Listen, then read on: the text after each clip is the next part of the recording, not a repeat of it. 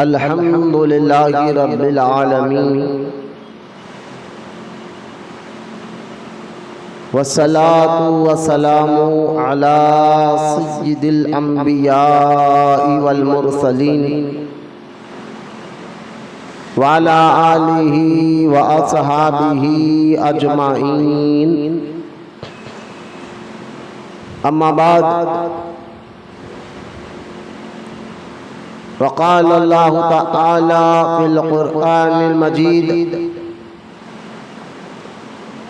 फ़अऊज़ु बिल्लाहि मिनश शैतानिर रजीम बिस्मिल्लाहिर रहमानिर रहीम। वमा ख़लक़तुल जिन्ना वल इंसा इल्ला लियअबुदून।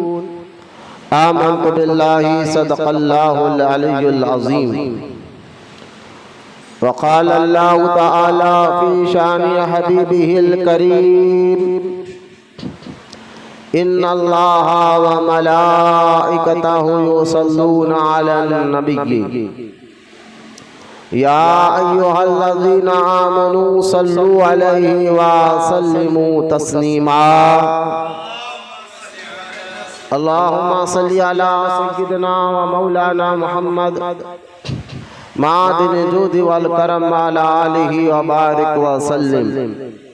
सलातो व सलामन अलैका या सय्यदी या हबीबी या रसूल अल्लाह सल्लल्लाहु तआला अलैहि व आलिहि व सहबिहि व सल्लम। अम्मा बाद, हर तारीफ और बड़ाई सिर्फ अल्लाह ताला के लिए है जो सारे जहान का मालिक है, मुख्तार है और जो सारे जहान का पालनहार है। मैं इस बात की गवाही देता हूँ कि अल्लाह ताला के सिवा कोई इबादत के लायक नहीं, वो एक है, उसका कोई साथी और शरीक नहीं।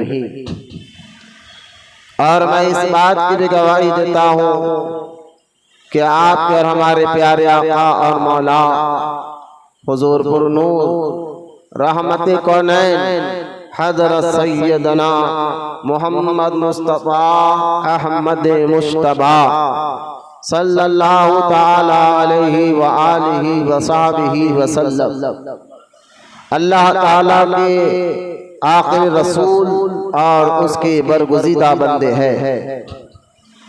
अल्लाह ताला हुजूर रहमते कौनैन पर, अहले बैत, सहाबाए कराम, ताबईन और तबे ताबईन, औलियाए उम्मत पर क़यामत तक बकसरत रहमतें और बरकतें नाजिल फरमाता रहे।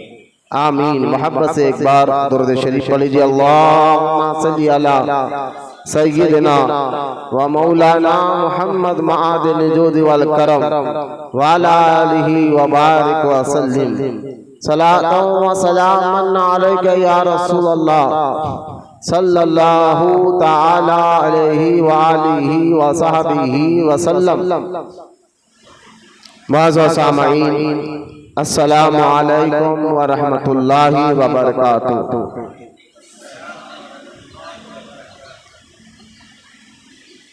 क़बल इसके कि आज का ये मेरा उन्वान अल्लाह ताला के क़ुर्ब के वो ज़रिए क्या है, अल्लाह के करीब होने के ज़रिए क्या है, इस पर बात करूं। सबसे पहले तरीक़ अहले सुन्नत व जमाअत के मुताबिक हम दुरूद पाक की अहमियत, फजीलत को समाअत करते चले। मुकाशिफुल क़ुलूब में इमाम मोहम्मद ग़ज़ाली रहमतुल्लाहि ताला अलैह ने रिवायत नक़ल की है कि जब कोई बंदा मोमिन दुरूद पाक पढ़ता है तो अल्लाह ताला के यहाँ एक फरिश्ता अल्लाह ताला के हुक्म से दरिया में गौता जन होता है, गौता लगाता है और जब बाहर निकल कर अपने परों को झटकता है, जिसके पर 70,000 उसके पर हो गए, तो पानी के जितने कतरे टपके गिरेंगे, हर टपके से फिर अल्लाह की कुदरत, अल्लाह ताला के हुक्म से एक फरिश्ते को अल्लाह पैदा फरमाएगा। और वो तमाम के तमाम दुरूद पढ़ने वाले के लिए दुआएं मग़फ़िरत करते रहेंगे। सुभान अल्लाह। लिहाजा दुरूद पाक की बेशुमार फ़ज़ाइल अहादीस मुबारका में मौजूद है। बुज़ुर्गान दीन ने अपनी किताबों में कई वाक़यात दुरूद व सलाम के मुताल्लिक़ लिखे हैं और अब्दुर्रहमान अल जज़ूली रहमतुल्लाहि ताला अलैह जो बड़े मारूफ और मशहूर बुजुर्ग है, जिनका मज़ार मुबारक जो है दमिश्क सीरिया में मौजूद है, जिनके एक मशहूर और मारूफ किताब दुनिया भर की हर खानखा में और हर साहिब सज्जादा आज भी बड़ी अक़ीदत मोहब्बत के साथ पढ़ता है, और उस किताब का नाम ही दलाइलुल खैरात है, जिसमें बेशुमार दुरूद पाक की फजीलत के साथ साथ कई दुरूद शरीफ उस किताब में लिखे हुए हैं। यही अब्दुर्रहमान अल जज़ूली रहमतुल्लाहि ताला अलैह की कब्र मुबारक इसी वजह से खुल गई, तो कई साल के बाद जब आपकी कब्र मुबारक पानी की वजह से किसी एक रिवायत में आता है खुल गई, तो आपके जिस्म मुबारक भी सलामत था, कफन तक सलामत था, और कब्र मुबारक से खुशबू की लिपटे बाहर आ रही थी। लिहाजा ये मशहूर ही हुए थे दुरूद पाक की इस किताब दलाइलुल खैरात की वजह से। लिहाजा आप अंदाजा करें कि दुरूद पाक एक ऐसा वजीफा है जिसके पढ़ने से अल्लाह ताला राजी हो जाता है। दुरूद पाक एक ऐसा वजीफा है जो पढ़ता है अल्लाह ताला उसकी मुश्किलों को आसान फरमाता है। दुरूद पाक एक ऐसा वजीफा है जिसके पढ़ने से अल्लाह ताला बंदा मोमिन को दुनिया कब्र आखिरत में भी कामयाबी अता फरमाता है। अलग-अलग दुरूद पाक के बेशुमार फज़ाइल अल्लाह ताला वो तमाम को कहने सुनने से ज्यादा अमल करने की तौफीक अता फरमाए, आमीन। मोहब्बत से एक मरतबा दुरूद शरीफ पढ़ लीजिए। अल्लाहुम्मा सल्ली अला सय्यदना व मौलाना मुहम्मद मआदिल जूदी वल करम अला आलिहि व बारिक व सल्लिम सलातन व सलामन अलैका या रसूल अल्लाह सल्लल्लाहु तआला अलैहि व आलिहि व सहबिहि व सल्लम। माज़ सामईन इकराम, ज़िलहज का ये मुबारक महीना और आज इसकी 11 तारीख 2026 और ईद कुर्बा का दिन चल रहे हैं, वक्त चल रहा है। दुनिया भर के अहले ईमान अल्लाह ताला को राजी करने के लिए उसके हुक्म पर कुर्बानी के दिन जो है जानवर ज़ुबा कर साथ ही साथ ये सबक ले रहे हैं कि अल्लाह के हुक्म पर हम सारी जिंदगी अमल करेंगे। लिहाजा मैं दुआ करता हूँ दुनिया भर के लोग कुर्बानी दे चुके हैं, दे रहे हैं, अल्लाह सबकी कुर्बानी को कबूल फरमाए। और लगातार अल्लाह के फजल करम से हमने 2 जुमा यानी ज़िलक़अदा का आखिरी जुमा, ज़िलहज का ये महीने का पहला जुमा, 2 जुमा हमने सीरत इब्राहीम अलैहिस्सलाम और कुर्बानी इसके मुताल्लिक़ कुछ बातें अर्ज़ की, और फिर जो है ईद उल अज़हा के दिन यानी ईद के दिन कल के दिन भी हमने कुर्बानी के फ़ज़ाइल पर भी कुछ बातें की थी।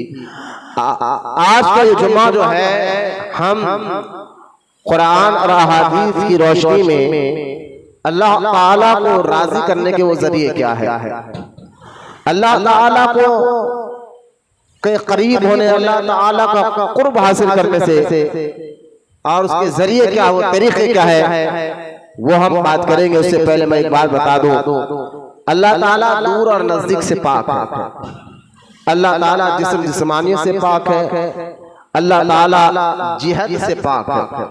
यानी ऐसा नहीं कि हम इधर मुंह करें तो अल्लाह ताला इधर से देखता है, माज़अल्लाह, ऐसा नहीं है। जिहद से भी अल्लाह ताला पाक है। हम नमाज जो पढ़ते हैं ये इसलिए कि इस तरफ काबतुल्लाह है, इसका मतलब यह नहीं है कि माज़अल्लाह के अल्लाह ताला इसी तरफ जो है मुंह करे तो सुनता है, देखता नहीं, अल्लाह जिहद से भी पाक है। तो आज का जो उन्वान है कि अल्लाह ताला का कुर्ब हासिल करने के जरिए क्या है, तो इसका मतलब ये नहीं है कि माज़अल्लाह कोई अल्लाह ताला कहीं पर जलवा फरमा है और हम उसके करीब जा रहे हैं, ऐसा नहीं है। कुरान तो कहता है कि हम इंसान के शरक से भी ज्यादा करीब है। अल्लाह कुरान में फरमाता है हम शरक से भी ज्यादा करीब है। तो यहाँ मतलब ये है कि हम उसकी नाफरमानी अल्लाह ताला की नाफरमानी और उसके अहकाम पर अमल नहीं करने की वजह से जो अल्लाह की रहमत से दूर हो गए हैं, आज हम वो जरिए बताएंगे जिस जरिए से बंदा अल्लाह की रहमत के करीब हो जाता है और दूसरे लफ्जों में वो समझे कि अल्लाह ताला उससे राजी हो जाता है। लिहाजा आज उन जरियों पे बात हम करेंगे। इससे पहले कि अल्लाह ताला के कुर्ब के जरिए क्या है इसको समझना है, तो पहले एक बात ये समझना होगा कि ये कायनात को क्यों बनाया गया, जमीन व आसमान, चांद, सूरज, तारे, हवाएं, समंदर, आग, मिट्टी, ये सारे कायनात के आप जमीन आसमान के दरमियान जितनी चीजें आप देखते हैं, इसको बनाया क्यों गया है, मकसद क्या है बनाने का। बगैर मकसद की कोई चीज बनाई नहीं गई है। और ये भी हमारा ईमान वालों का अकीदा यही है, अल्लाह ताला खालिक अकबर है, यानी सारी मखलूक को पैदा करने वाला, बनाने वाला अल्लाह ताला है। तो लिहाजा अल्लाह ताला से सवाल करके मौला से बनाया, ये सारी कायनात बनाया क्यों। तो पहले ये ज़हन में रखें कि सारी कायनात को किस लिए बनाया है, तो इसका सीधा सीधा जवाब यही है, इंसान के लिए बनाया है। यानी जमीन, आसमान, हवा, आग, पानी, ये जैसा को दुनिया के जो अहम चार चीजें हैं, हवा, पानी, आग और मिट्टी, ये खास तौर पर आप गौर फरमाए और तमाम मखलूक पर गौर फरमाए इंसान को छोड़कर, तो सारी चीज अल्लाह ताला ने इंसान के लिए बनाया है। जैसा कि आप देखिए हवा है, हमारा ये दावा है कि हवाओं को अल्लाह ताला ने इंसान के लिए बनाया है।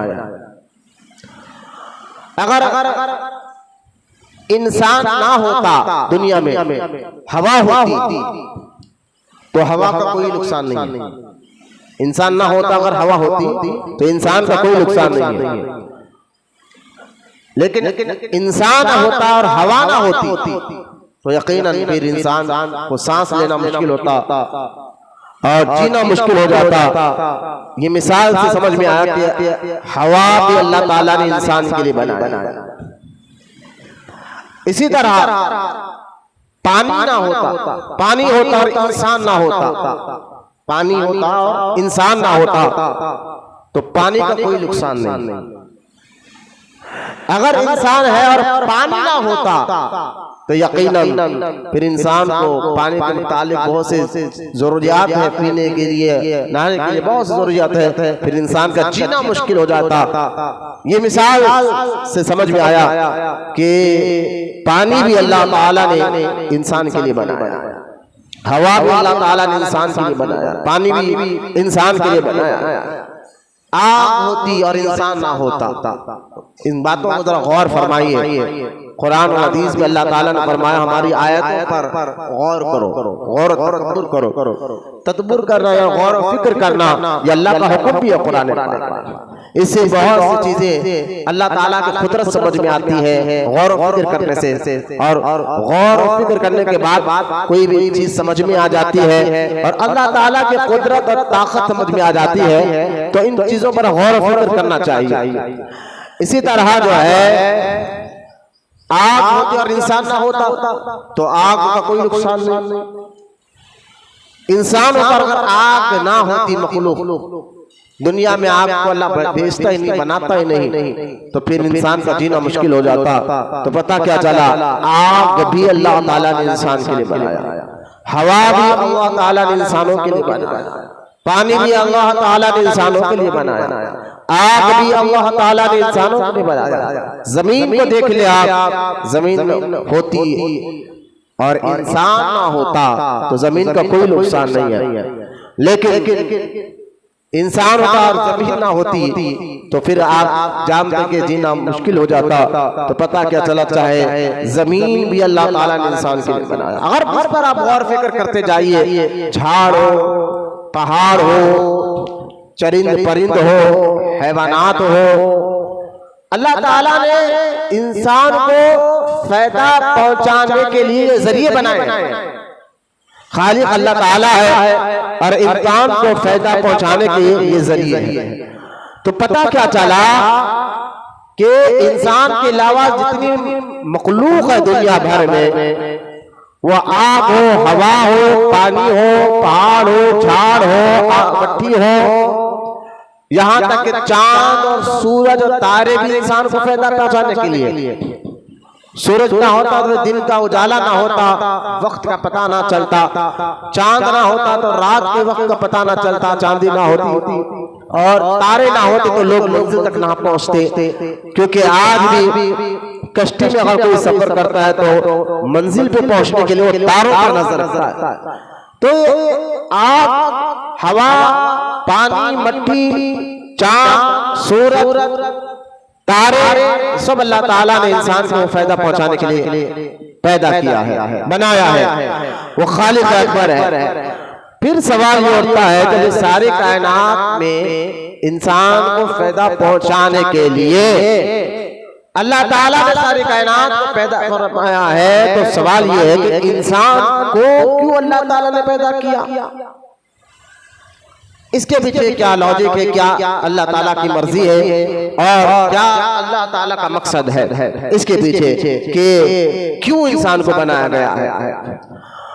और कुरान पाक ने भी इस बात पर गौर करने का हुक्म दिया। अल्लाह ताला ने भी कुरान पाक में इस बात पर गौर करने का हुक्म दिया कि गौर करो कि मैंने तुम्हें क्यों बनाया। आप देखें सूरह मोमिनून आयत नंबर 115 में आता है कि अल्लाह ताला इरशाद फरमाता है, अफा हसिबतुम अन्नमा खलक़कुम। अल्लाह ताला इरशाद फरमाता है, ऐ लोगों, क्या तुम ये गुमान करते हो कि हमने तुम्हें यूं ही बेकार पैदा किया, ये और ये कि तुम हमारी जानिब नहीं लौटाए जाओगे। अब ये आयत सूरतुल मोमिनून आयत नंबर 115 है, जिसमें अल्लाह ताला ने फरमाया क्या मैंने तुम्हें यूं ही पैदा किया गया। हम देखे इंसान भी जब घर से निकलता है तो कोई ना कोई इरादे और मकसद के साथ निकलता है। जब वो घर से निकलता है तो कोई नमाज के लिए, कोई काम के लिए, कोई किसी न किसी मकसद से निकलता है। बेकार क्यों जाने के लिए, यानी घूमने फिरने के लिए कुछ ना कुछ वजह से बाहर निकलता है। तो जब हम घर से बाहर निकलते तो कोई ना कोई मकसद होता है। तो इस कायनात में अल्लाह ताला ने हमें पैदा फरमाया है, भेजा है, तो वो उसका मकसद क्या है?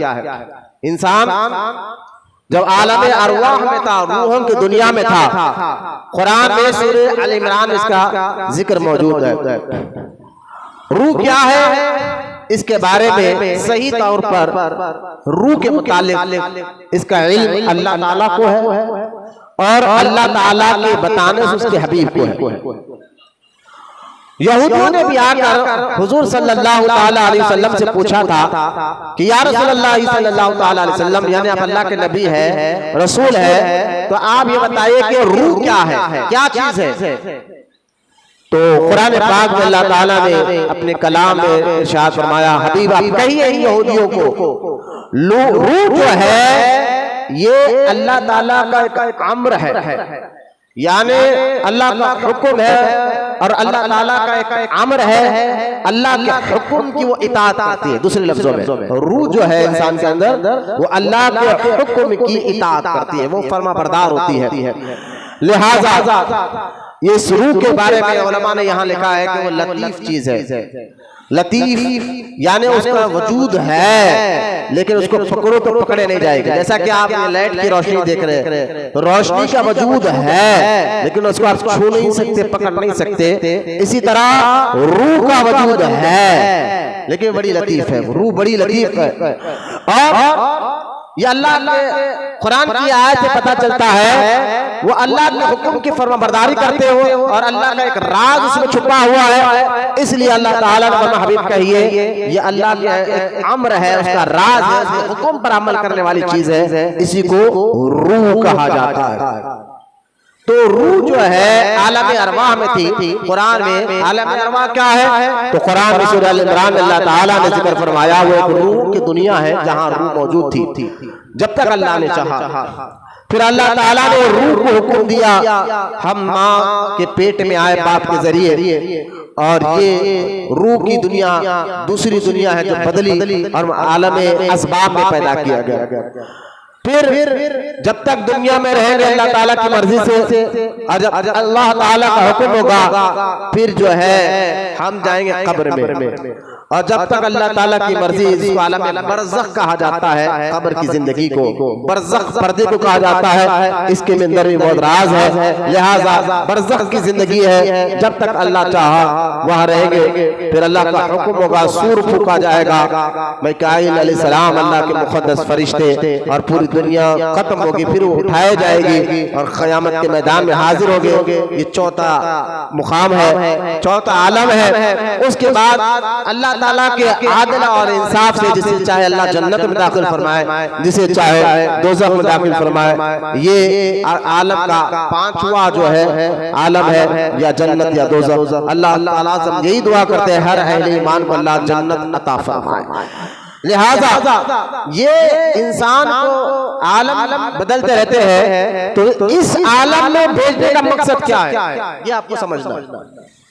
हम जब तक रूह की दुनिया में थे और वहां से अल्लाह का हुक्म हुआ कि इस आलम में जाओ, वहां पर भी अल्लाह के हुक्म से ठहरे थे, यहाँ इस आलम में भी अल्लाह के हुक्म से आए हैं। तो अब ये आलम असबाब है, दुनिया कहा जाता है। यहाँ क्यों इंसान को भेजा गया है रूह और जिस्म के साथ? तो अल्लाह ताला ने फरमाया कि तुम ये गुमान मत करो कि हमने यूं ही तुम्हें भेजा है, बस जाओ गुम करो, खाओ पियो ऐश करो। माज़अल्लाह समझाने के लिए हैदराबादी जुबान में खाओ पियो आराम करो, इसलिए नहीं भेजा। यानी ये गुमान मत करो कि हमने यूं ही तुम्हें भेजा।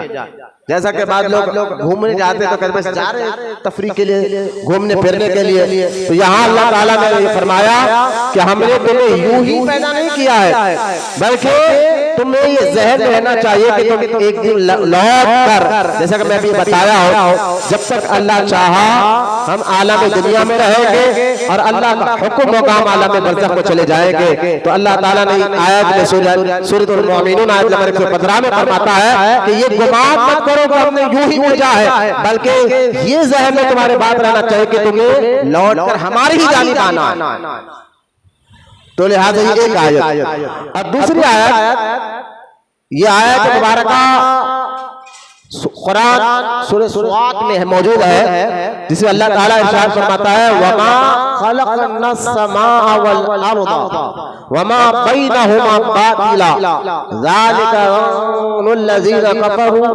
अल्लाह इरशाद फरमाता है और हमने आसमान और जमीन और उनके माबी अशिया को बेकार पैदा नहीं किया। उन्हें बेकार समझना फकत कुफ्फार की बदगुमानी है। लिहाजा ये आयत भी बता रही है कि हमने इंसान को दुनिया में भेजा है, तो उसका एक मकसद है। और दूसरी आयत में बताया सारी कायनात, जितने जमीन और आसमान चांद और सूरज जो देख रहे हो, इसके बनाने का भी एक मकसद है। जो मकसद मैंने आपको बताया कि अल्लाह ने इंसानों के लिए ये चीजों को पैदा फरमाया है। फिर सूरह अल इमरान की एक और आयत पाक जिसमें अल्लाह ताला इरशाद फरमाता है, मैं तर्जुमा यहाँ आपके सामने बयान करूंगा, जिसमें अल्लाह ताला इरशाद फरमाता है वो जो अल्लाह को खड़े और बैठे करवट के बैल लेकर याद करते और आसमानों और जमीन की पैदाइश में गौर करते हैं। मैंने अभी आपको कहा ना, कभी आप गौर और फिक्र करो, ये कुरान में अल्लाह का हुक्म है, गौर और फिक्र करो कि किस लिए अल्लाह ताला ने जमीन और आसमान को पैदा फरमाया है। तो अल्लाह ताला फरमाता है जो अल्लाह को याद करते, खड़े बैठे लेटे और गौर और करते आसमान की पैदाइश पर, आसमान और जमीन की पैदाइश पर गौर और करते हैं। और जब उनको बात समझ में आ जाती है तो कहते हैं रब्बना मा खलक़ता हाज़ा बातिलन सुब्हानका फ़क़ीना अज़ाबन नार। कहते हैं हमारे रब, तूने इसे बेकार नहीं बनाया, तूने इसे बेकार नहीं बना, तू यकीनन बेकार कामों से पाक है। अल्लाह ताला बेकार कामों से पाक है, पाकी हासिल है। बस तू हमें आग के अजाब से बचा ले। जब ये जमीन और आसमान पर गौर और फिक्र हम करते हैं तो बात समझ में आ जाती है कि सारी कायनात को और खासकर इंसान को अल्लाह ताला ने यूं ही नहीं बनाया है, उसके पीछे एक मकसद है।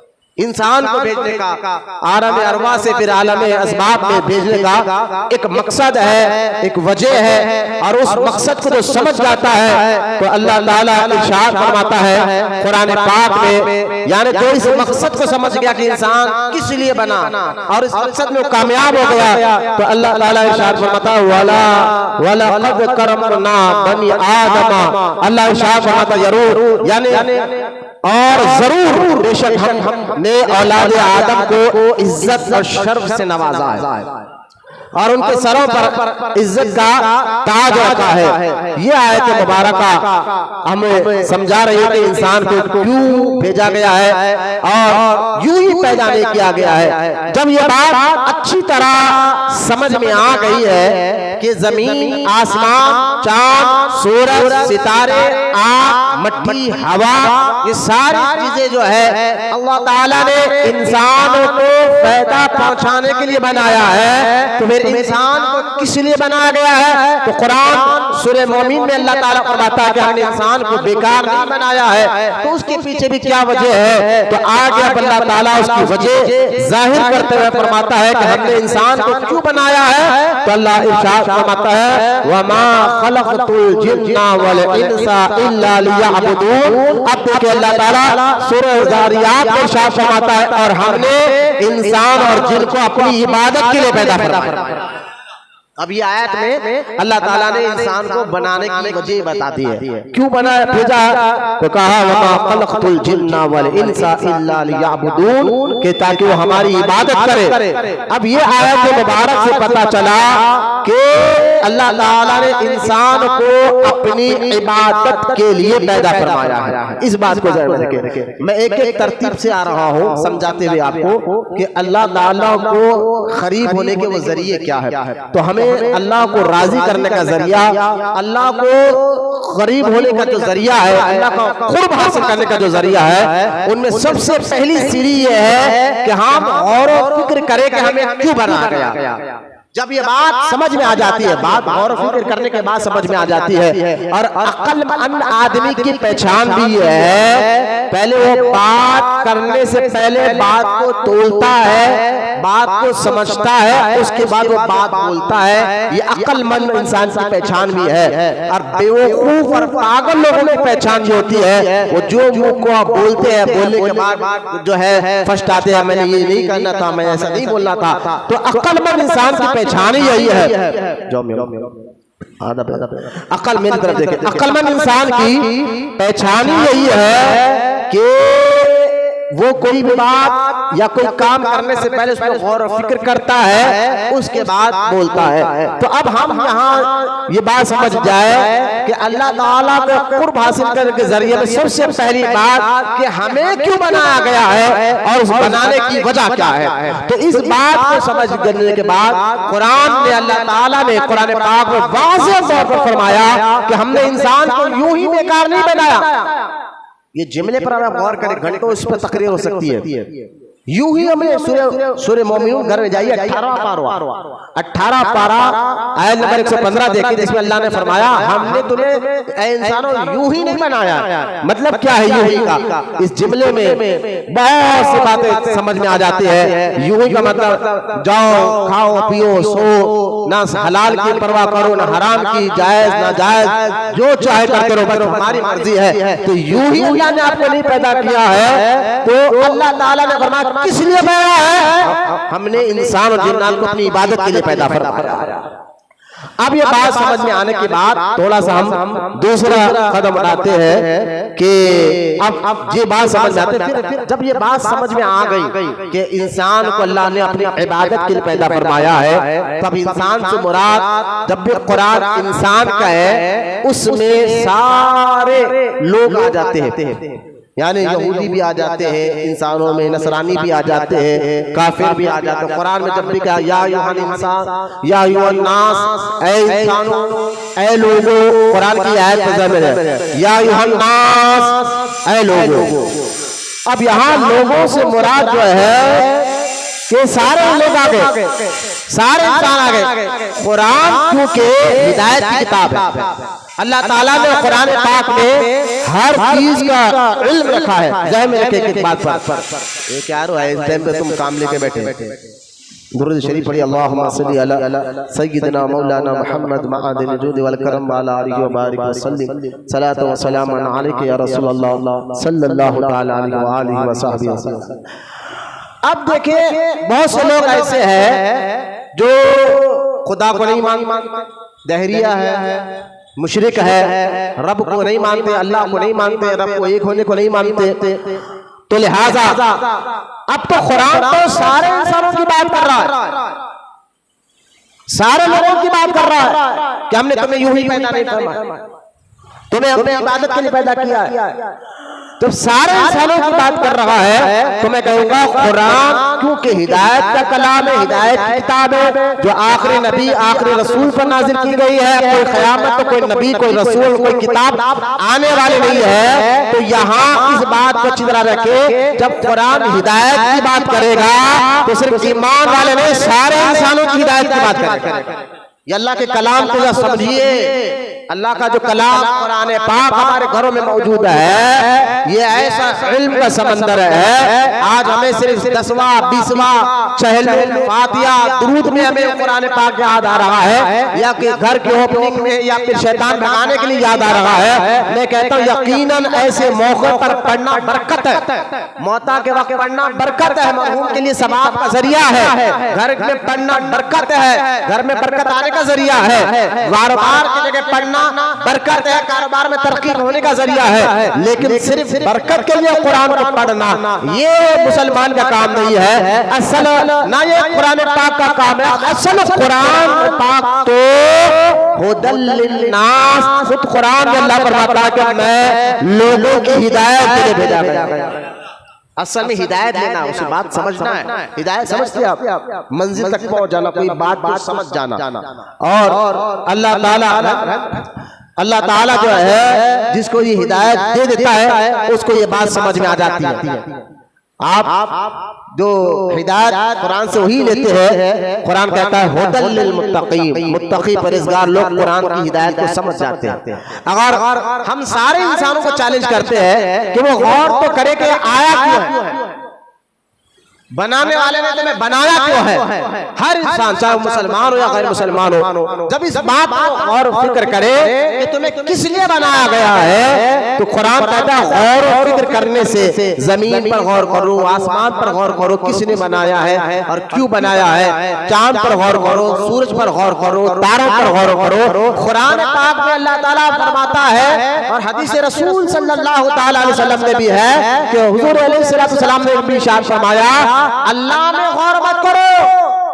गौर करने की बात, अल्लाह एक है, औलाद से पाक है, माँ बाप से पाक है, जिस्मानियत से पाक है, ऐब से पाक है। तो हुजूर सल्लल्लाहु तआला अलैहि वसल्लम फरमाते हैं अल्लाह में गौर मत करो, अल्लाह की निशानियों में गौर करो, तो अल्लाह की मारिफत और कुदरत समझ में आ जाएगी। तो लिहाजा ये सारे इंसानों को कुरान चैलेंज कर रहा है और सारे इंसानों को कह रहा है तुम गौर करो तो सही कि ये कायनात जो यूं ही नहीं बनाए गए हैं, चांद सूरज यूं ही नहीं बनाया गया है, हवा आग यूं ही नहीं बनाया गया है। जब गौर करने से ये बात समझ में आ जाती है, चाहे हवा हो, आग हो, मिट्टी हो, पानी हो, चांद हो, तारे हो, सूरज हो, आसमान हो, अल्लाह ताला ने ये इंसानों को फायदा पहुंचाने के लिए बनाया।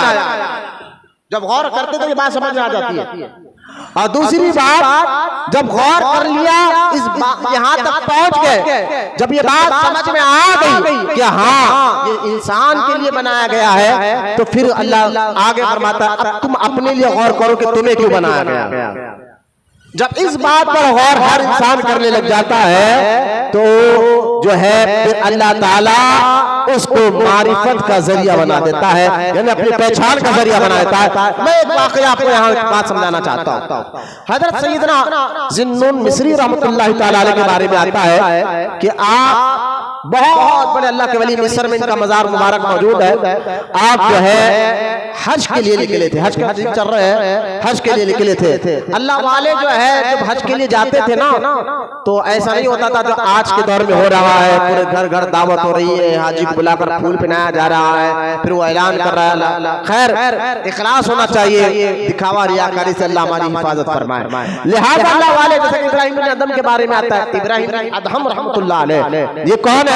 ये गरीब नवाज के दादा पीर है। जब ये हज के लिए निकले थे, घर से निकले थे, तो हर कदम पर 2-2 रकात पढ़ते हुए मक्का पहुंचे। एक कदम उठा दे 2 रकात नमाज पढ़ते, एक कदम उठा दे 2 रकात नमाज पढ़ते। ऐसे कई साल उनको लग गए। तो ज़िन्नुन मिस्री रहमतुल्लाहि तआला अलैह भी सफर के लिए निकले। पहुंचते पहुंचते एक गांव में पहुंचे, और एक गांव में पहुंचने के बाद वहां कुछ दिन रहे, और रहने के जब वहां पर मालूम हुआ कि एक बंदा है तो काफिर, मुसलमान नहीं है तो काफिर, लेकिन वो उसकी एक आदत है। अच्छा, उसकी उम्र भी, वो काफिर की उम्र जो है 50 या 60 साल की उम्र हो गई। है तो वो काफिर, लेकिन उसको बताया गया है, ज़िन्नुन मिस्री रहमतुल्लाहि तआला अलैह फरमाते हैं, बताया गया है कि वो 60 साल, बचपन से लेकर जब से होश संभाला, जब से लेकर आप 60 साल की उम्र तक वो रोजाना एक काम 2 टाइम पाबंदी से करता है, कभी नागा नहीं करता। हजरत वो कौन सा काम है जो पाबंदी से कर रहा है, और उस काम की वजह से पूरे गांव में, पूरे शहर में मशहूर है। कहा ये सुबह और शाम 2 टाइम भूखी बच्चियों को खाना खिला जाता है, और 60 साल यानी कई सालों से उसका ये अमल रहा। लिहाजा कई सालों से काम रहा। तो ज़िन्नुन मिस्री अल्लाह की मखलूक को ख्याल करना, उसका खिलाना पिलाना भी अच्छी चीज है। उसके पास ज़िन्नुन मिस्री पहुंच गए, जब वो रात में खाना खिला रहा था मच्छियों को, यानी दाना डाल रहा था, पहुंच कर उस क्योंकि था तो मुसलमान नहीं काफिर था। अब देखे ज़िन्नुन मिस्री रहमतुल्लाहि तआला अलैह ने फरमाया कि ये तो काम जो कर रहा है, कभी तुमने इस बात पर गौर किया किस लिए कर रहा है? फिक्र किया इस बात पर? देखिए, कोई बात अगर गौर फिक्र करने के बाद बात समझ में आती है, या गौर से सुने मेरी बात, कभी इस बात पर गौर किया तूने किस लिए कर रहा है? कहा ऐ ज़िन्नुन मिस्री, आप ही बताइए, मुझे ये काम अच्छा लगता है और मैं कर रहा हूं, मेरे को तो इतना मालूम है। कहा नहीं, अच्छा लगता है, ये अच्छे इंसान की पहचान है, अच्छे अखलाक की पहचान है, लेकिन किसके लिए कर रहा है? कभी इस बात पर तूने गौर किया? कहा आप बताइए। तो ज़िन्नुन मिस्री ने फरमाया, जिस रब ने कायनात को बनाया है, उस रब को पाने के लिए, उसको राजी करने के लिए, उसका कुर्ब हासिल करने के लिए कभी तो एक दिन ये काम कर बता। तो कहने लगा, मैं तो मुसलमान तो नहीं हूँ, लेकिन मुझे बताइए जो मैं ये अमल कर रहा हूँ, क्या रब ये देखता है? जो मैं काम कर रहा हूँ तो क्या अल्लाह ताला देखता है? तो ज़िन्नुन मिस्री रहमतुल्लाहि तआला अलैह फरमाया, अल्लाह ताला को हर चीज का इल्म है, हर चीज देखता है। वो छुपी सी छुपी चीज देख लेता है, जाहिर से जाहिर चीज देख लेता है। अरे चेहरों पर खुशी लाकर सुभान अल्लाह बोलिए। फिल्म ड्रामे कहानियां नहीं सुना रहा हूँ, अल्लाह की कुदरत और मारिफत की पहचान चेहरे से खुशी का इजहार होकर बोले सुभान अल्लाह। हर चीज का वो जानने वाला। तो ज़िन्नुन मिस्री रहमतुल्लाहि तआला अलैह उस बंदे को फिक्र दे, तो वो बंदा चौंक कर कहने लगा, इतने साल से जो मैं ये काम कर रहा हूँ, क्या रब ने मुझे देख लिया? कहा वो देखता है, क्योंकि वो सोने से पाक है, वो सुस्ती काहली से पाक है, वो देख रहा है। बस इतना कहना था, वो शख्स खामोश हो गया। ज़िन्नुन मिस्री ये फिक्र देकर चले गए, किस लिए कर रहा है? चले गए, और कई महीने के बाद, कभी कभी मक्का बहुत दूर था, पैदल सफर था, कई महीने के बाद जो है वो मक्का पहुंचे और हज अदा करे, तो मालूम हुआ कि यहाँ पर एक बंदा है जो काबतुल्लाह के करीब बैठकर दुआएं मांग रहा है, रो रहा है। कई महीनों पैदों से अल्लाह की बारगाह में गिड़गिड़ा रहा है, हाजी उसको देखकर रश कर रहे हैं, दिन में इबादत कर रहा है, रात में इबादत कर रहा है और उसके चेहरे पर नूर बरस रहा है। जिन्नुल मिस्री रहमतुल्लाह तआला अलैह जब ये बात सुनी तो कहा ऐसा अल्लाह का नेक बंदा है, मिलना चाहिए। खरीद गए, वो बंदा सजदे की हालत में था, दुआएं मांग रहा था। जिन्नुल मिस्री ने हाथ लगाया और जब वो सजदे से सर उठाया तो जिन्नुल मिस्री हैरान हो गए, कोई और नहीं वही काफिर था जो रास्ते में मिला था, रास्ते में मिला था। वो हैरान हो गए, जिन्नुल मिस्री तू तो काफिर था, वहां मैंने बात समझाई थी और यहाँ तेरा इतना मशहूर, मैं पहुंचने से पहले तेरा इतना नाम और यहाँ इबादत में इतना गिड़गिड़ाना, ये अचानक तब्दीली कैसे आ गई? तो उस शख्स ने कहा ए जिन्नुल मिस्री, तुमने कहा था ना कि रब देख रहा है। बोले हाँ, बस आप परेशान मत, जैसा आप गए अल्लाह ने मुझे नजर डाल दी और मेरे दिल से कुफ्र खत्म हुआ, ईमान की दौलत आ गई, मैंने कलमा पढ़ा और एक कदम में मेरे घर से मुझे अल्लाह ने मक्का पहुंचा दिया। दूसरा एक कदम निकाला, ये दूसरा कदम डाला, मक्का पहुंच गया और यहाँ आकर मैं तुम्हारा इंतजार कर रहा था कि ऐ जिन्नुल मिस्री शुक्रिया, तूने जो सोच दी तो कर किसके लिए रहा है? ये सोच मुझे अल्लाह की मारिफत पहुंचा, अल्लाह का खुर्ब हासिल कर दिया। तो ये वाकया बता रहा है और मैं आज का ये मेरा उन्वान यही है कि अल्लाह के क़रीब होने का, अल्लाह का खुर्ब हासिल करने का जरिया क्या है, अल्लाह को राजी करने का जरिया क्या है? उनमें सबसे पहली बात यह है गौर और फिक्र करना चाहिए और आपको अपने आप पर गौर करें, हमें क्यों पैदा किया गया? तो अब देखे अल्लाह सारे इंसानों को चैलेंज कर रहा है, अगर इस बात को तुम गौर फिक्र करोगे तो अल्लाह की पहचान तुम्हें हासिल हो जाएगी। और जब अल्लाह की पहचान हासिल हो गई तो फिर अल्लाह ताला ने फरमाया अब सुनो कि तुम्हें मैंने अपनी इबादत के लिए पैदा फरमाया, इबादत के लिए पैदा फरमाया। अब यहाँ एक जुमला आगे बढ़ने से पहले एक बात मैं और बता दूं, जब अल्लाह ताला ने बता दिया कि इबादत के लिए पैदा किया है और यहाँ इबादत करने वाले से मुराद ईमान वाले हैं, ईमान वालों को अल्लाह की पहचान और मारिफत हासिल हो जाती है, तो कलमा पढ़कर ईमान ला लेते हैं तो अल्लाह की पहचान मारिफत हासिल हो जाती है, तो उन्हें ये जहन मिल जाता है, ये फिक्र मिल जाती है, ये सोच मिल जाती है कि तुम्हें अल्लाह की इबादत के लिए पैदा फरमाया। और अक्सर एक जुमला मैं बात बोलता हूँ, सरकार गौसे पाक रज़ी अल्लाह तआला अन्हु का, सरकार गौसे आज़म ने जो इरशाद फरमाया है कि तुम ये बात पर गौर और फिक्र करो कि तुम्हें क्यों पैदा किया गया है, और इस बात को जब बात समझ में आ जाती है तो अल्लाह ताला की मारिफत और पहचान हासिल हो जाती है। लिहाजा गौस पाक रज़ी अल्लाह ताला गौर को समझते हैं, तब ये बात समझ में आ गया हमें अल्लाह ने इबादत के लिए पैदा फरमाया है। अब जब इबादत के लिए पैदा फरमाया तो आगे देखें फिर लोग गफलत में क्यों है। दूसरी मंजिल जब ये बात समझ में आ जाती है, इस बात को मुसलमान समझ जाता है कि अल्लाह की इबादत के लिए हमें पैदा किया गया है।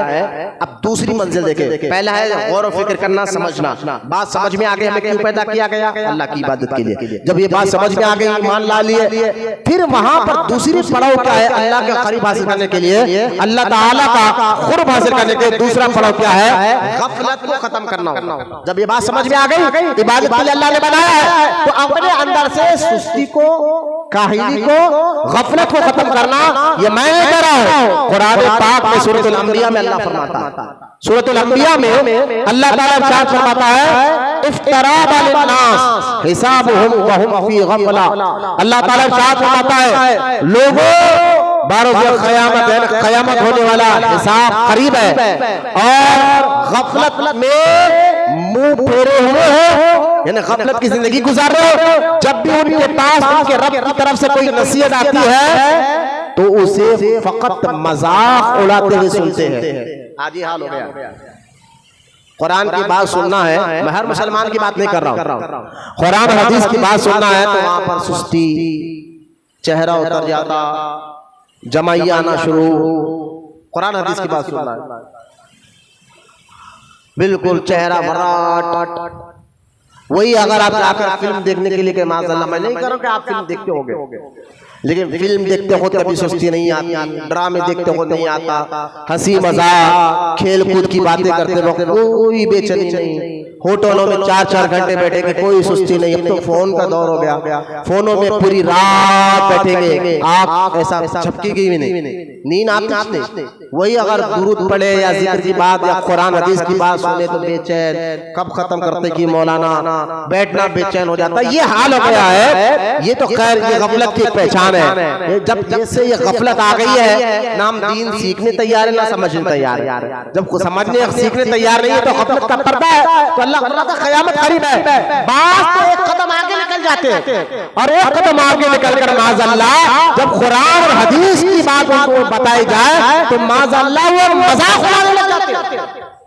छोड़ो यारो, अभी जवानी है, जवानी माज़अल्लाह उसको ऐसी जिएंगे, जब बूढ़े हो जाएंगे, दाढ़ी सफेद हो जाएगी, तब देखेंगे अल्लाह अल्लाह करेंगे, जिक्र करेंगे, इबादत करेंगे।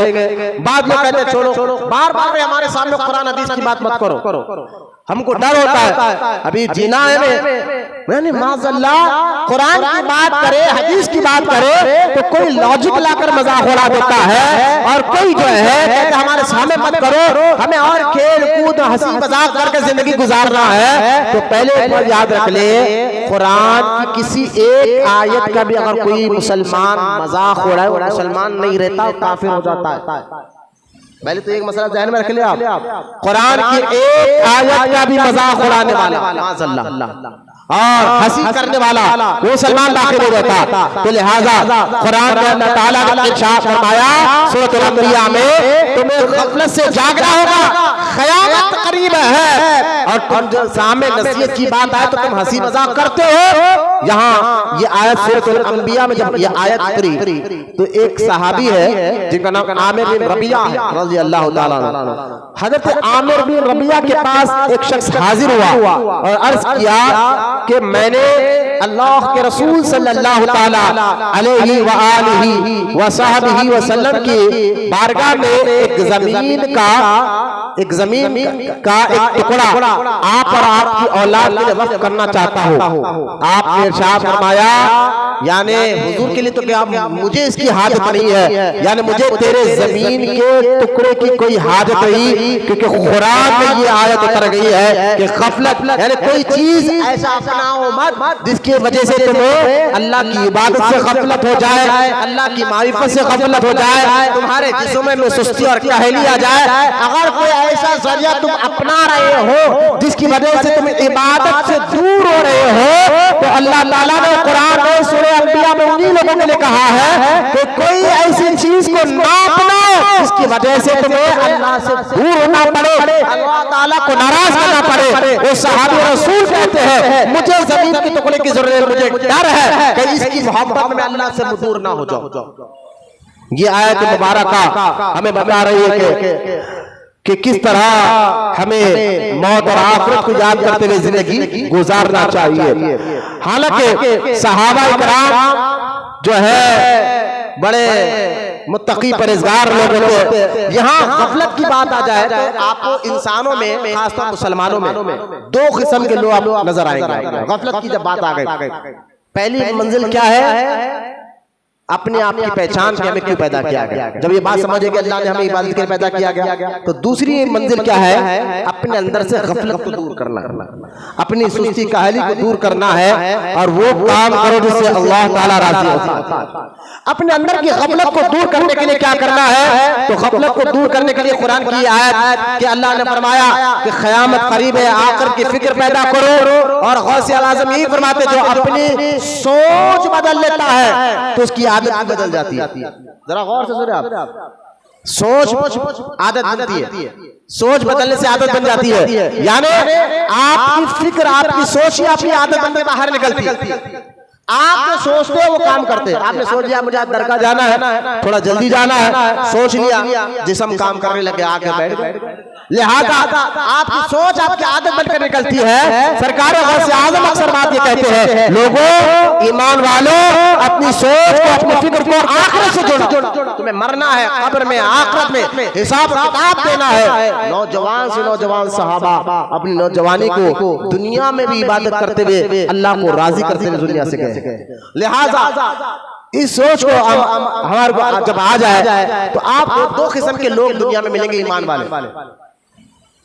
वो दो किस्म के लोग कौन है? गौर से सुने आपको मिलेंगे आज के दौर में। पहले वो लोग मिलेंगे आपको जो इनको कुरान, मुसलमानों की मैं बात कर रहा हूँ, ईमान वालों की बात कर रहा हूँ, काफिर और मुशरिकों, यहूद और नसारा का मेरा मुराद नहीं है। यहाँ ईमान वालों में, जब ईमान वाले इस बात को समझ गए, कुरान में अल्लाह ने ये बात बता दिया कि हमने तुम्हें अपनी इबादत के लिए पैदा फरमाया है, और दूसरी बात हमें ये बता दिया कि तुम्हारे अंदर से गफलत दूर करो, गफलत दूर आए गई तो तुम्हें गफलत इबादत करने नहीं दी जाएगी, गफलत तुम्हें इबादत से रोकेगी, गफलत तुम्हें जो, अब गफलत क्या है? गफलत उस चीज का नाम है जिसकी वजह से तुम अल्लाह से दूर हो रहे हो, आखिर की फिक्र खत्म हो रही है, तो वो जो वजह बन रही है उस वजह को खत्म कर अल्लाह का कुर्ब हासिल करना। लिहाजा अगर इस दौर में देखा जाए तो दो किस्म के लोग आपको मुसलमानों में मिलेंगे। एक तो वो जो सुबह जब उठते हैं तो शाम तक ना उनको नमाज से मतलब होता है, ना इबादत से मतलब होता है, सुबह के लिए काम पर गए, खाए पिए सो जाए, और काम पर भी जा रहे हैं तो काम भी ऐसा कर रहे हैं, मतलब नहीं है कि वो काम सही है या गलत, वो काम हलाल वाला है या हराम वाला, वो जरिया जो अपना रहे। अरे भाई जान तो कुछ लोगों को मैं सुनकर हैरान हो गया कि एक बंदा है और वो बंदा जो है उसकी जानते हैं ड्यूटी क्या है? महीने की तनख्वाह उसके 80,000 या 1 लाख के करीब है। मैंने कहा भाई ठीक है, अच्छी तनख्वाह, काम क्या है? तो काम ये है शराब के लाइसेंस दिलाना मेरा काम है। आप सोचिए काम है उसका शराब के लाइसेंस दिलाना। क्या इस्लाम तो है सिर्फ शराब पीने से मना नहीं करता? जहां शराब पीने से मना करता है, शराब हराम है, तो उसका कारोबार, उसका लेन देन, उसके जरिए से भी सारे जरिए जो शराब तक पहुंचाते वो भी हराम होता है, और उसकी कमाई का पैसा भी हराम होता है। लिहाजा और कमारा जब उसको पूछा गया भाई ये जायज काम नहीं है, छोड़ ये काम को, ये नाजायज काम है, तो कहना छोड़ भाई, ये सब देख लेते बैठे तो जिंदगी नहीं गुजरती, बोल रहे हराम काम है, लिहाजा मैं नमाज पढ़ लूंगा, अल्लाह को राजी कर लूंगा, मैं थोड़ा सदका खैरात कर दूंगा, अल्लाह को राजी कर लूंगा। इसको बोलते हैं हैदराबादी जुबान में कि चोरी तो चोरी, ऊपर से सीना जोरी। चोरी भी करो, सीना जोरी भी दिखाओ, छोड़ो, हमें कोई मतलब नहीं। आप देख रहे कितने ऐसे जरिए हैं कि काम हराम और नाजायज है, मुसलमान होकर वो काम कर रहे हैं, उनको जब बोला जाता है कुरान में ये मना है, हदीस में ये मना है, तो कहते छोड़ो। अगर ये देखते बैठे जिंदगी कैसे गुजारेंगे? हमें मतलब नहीं। इसी तरह सूद का लेना देना हराम है, तो सूद की लिखी पढ़ी भी हराम है। एक साहब कहा मैंने खाली लिखाई पढ़ी का काम है। अरे भाई सूद लेना देना तो मैं नहीं कर रहा हूँ, लेकिन लिखाई पढ़ी कर रहा हूँ या जाके पैसे वसूल करके आ रहा हूँ, ये भी हराम है, वो भी हराम है। सुनो कि कोई अगर आए और कहे मैं बहुत परेशान हूँ और आप कह रहे भाई वहां चले जाते तो सूद से पैसे मिलेंगे, ये जो इशारा आप कर रहे हैं ना, ये भी हराम है। लिखाई पढ़ाई लेना देना तो दूर की बात है, किसी को उसका पता बता देना, वहां चले जाते तो पैसे मिल जाएंगे। लिहाजा ये मुसलमानों का हाल हो जा रहा है कि कई जरिए हराम के कमाई के जरिए बनाकर बैठे हुए हैं और कह रहे हैं कि भाई छोड़ो, थोड़ा सदका कर देंगे, थोड़ा नमाज पढ़ लेंगे।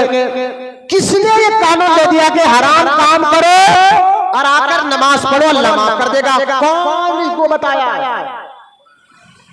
नाजायज काम करो, किसी की जमीन हड़प लो, लेकिन आकर नमाज पढ़ लो, अल्लाह माफ कर देगा?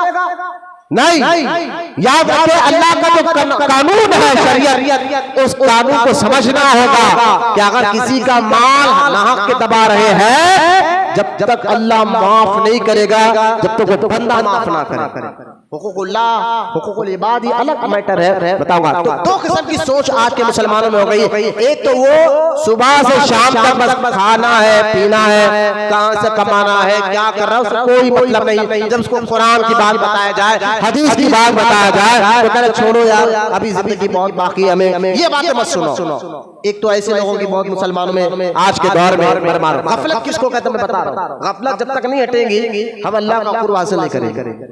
लिहाजा पहले अपने आप को समझना कि हमें किस लिए बनाया गया है, इबादत के लिए। इबादत करने से गफलत रुकती है, गफलत के सारे चीजों को छोड़ना चाहिए। तो उनमें दो किस्म के लोग मिलेंगे कि एक तो वो जिनको मतलब ही नहीं है कुरान हदीस से, आज ज्यादातर ऐसे लोग मिलेंगे आपको। मुसलमानों की बात कर रहा हूँ, इस्लाम से, कुरान से, हदीस से उनको मतलब ही नहीं है, बस उनको खाना पीना, अच्छी जिंदगी गुजारना है, जरिया कुछ भी हो, किसी का माल हड़पना हो, किसी को तकलीफ देना हो। ऐसे पहले किस्म के ये लोग जो है जिसके मैं जिक्र कर रहा हूँ, इनका सुधरना बहुत मुश्किल है। अल्लाह करम फरमाए, कोशिश करना चाहिए लेकिन सुधरना बड़ी मुश्किल है। और दूसरे मुसलमानों में एक गुरु वो भी है आज के दौर में जो नेक अमल करता नहीं, कभी नेक भी करता है, अच्छे बुरे दोनों अमल करता है, लेकिन ज्यादातर वो नेक अमल करता है, लेकिन नेक लोगों को पसंद करता है, अच्छे लोगों को पसंद करता है, उलमा को पसंद करता है, अल्लाह के दोस्तों को पसंद करता है, वलियों को पसंद करता है, कहता है यार ये बड़ा नेक आदमी है। तो लिहाजा ऐसे मुसलमान सुधरने के चांसेस है और सुधरते भी है इंशाअल्लाह। लेकिन मैं एक बात बता दूं, ये दो किस्म के मुसलमानों की सोच, जो एक वो जो खुद उनको अमल से, नमाज से, रोजे से, इबादत से, दीन से, कुरान से नाम के मुसलमान, अगर उनको बैठाकर पूछा जाए कि भाई तुम 20 साल 25 साल के हो गए हो, 30-40 साल के हो गए हो, चलो मैं जो जरूरी बातें मुसलमान को सीखना है, समझना है, उसके मुताबिक बातें बताता हूं, उनको कोई मतलब ही नहीं है। ना उनको अकीदे के बारे में मालूम होता है, ना उनको तहरत के बारे में मालूम होता है, ना उनको वुजू के बारे में मालूम होता है। अरे हाल तो ये है, मस्जिद में आकर बैठना कैसे मालूम, अभी वो मुसलमान है, नाम अब्दुल्ला है, नाम जो है अहमद है, नाम जो है अब्दुल करीम है, बड़े बड़े नाम है, तो उनको दीन इस्लाम से कोई मतलब नहीं, नाम के, ना उनको हुजूर का मालूम। ऐसे मुसलमान को हमने देखा है, ना उनको हुजूर का नाम मालूम है, ना दादा, ना परदादा, ना कोई नहीं मालूम। हाँ, उनको फिल्म स्टार का नाम पता चलता है, हॉलीवुड टॉलीवुड किसको बोलते वो मालूम होता है, क्रिकेटर जो है नाम मालूम होता है। अब तो नया क्रिकेट में एक नया निकल गया है IPL, उसके बारे में कौन सी टीम कब जीत रही है, कितना जीत रही है, कौन से पॉइंट पे, सारे बातें मालूम होते हैं। लिहाजा ऐसे मुसलमान जो गफलत की जिंदगी गुजार रहे हैं, उनका सुधरना बहुत मुश्किल हो जाए। वो जिंदगी ऐसी गुजार लेते हो, आखिर में धन मौत आई, जब उनकी गफलत के पर्दे हटेंगे। तो हमें चाहिए, जब ये बात हमें समझ में आ गया, कुरान ने मुसलमानों को, इंसानों को बात बता दिया है, अल्लाह के कलाम ने हमें बता दिया है, वमा खलक़ना, अल्लाह ने फरमा दिया है, हमने इंसानों को अपनी इबादत के लिए पैदा फरमाया है। तो ये बात समझ में आ गए कि हम यूं ही नहीं बनाए गए हैं, इंसान को अल्लाह ने यूं ही नहीं भेजा गया है, अल्लाह की इबादत और मारिफत के लिए पैदा किया है। तो सवाल ये होता है कि हम उस मारिफत को हासिल करने के लिए अपनी गफलत को हटाइए और सुस्ती का इनको खत्म कर वो काम करिए जिस काम से अल्लाह उसका रसूल राजी होता है। लिहाजा जो लोग, और मैं भी आपको बता, दो किस्म के मुसलमान आज के दौर में मिलेंगे। एक उनको दीन से कोई मतलब नहीं, माज़अल्लाह, बस नाम के मुसलमान, और दूसरे वो लोग मिलेंगे जो दीनदारों को पसंद करते हैं, अमल तो करते नहीं ज्यादा, लेकिन फिर भी अच्छे लोगों को पसंद करते हैं। दोनों लोगों को, दो किस्म के मुसलमान सोच वालों को, दोनों में डिफरेंट तो है, फर्क तो है दोनों में, उनकी सोच में, लेकिन एक चीज में दोनों बराबर है। एक चीज में वो जो दीन से, कुरान से दूर है, जिंदगी गुजारों का मतलब ही नहीं है, उसकी सोच में, ऐसे मुसलमान की सोच में, और वो मुसलमान जो अच्छे लोगों को पसंद करता है, अमल तो कर रहा नहीं लेकिन अच्छे लोगों को पसंद करता है, उनकी चीजों में फर्क तो है। सोच में एक ऐसी सोच है कि दोनों जो है उस सोच में बराबर है।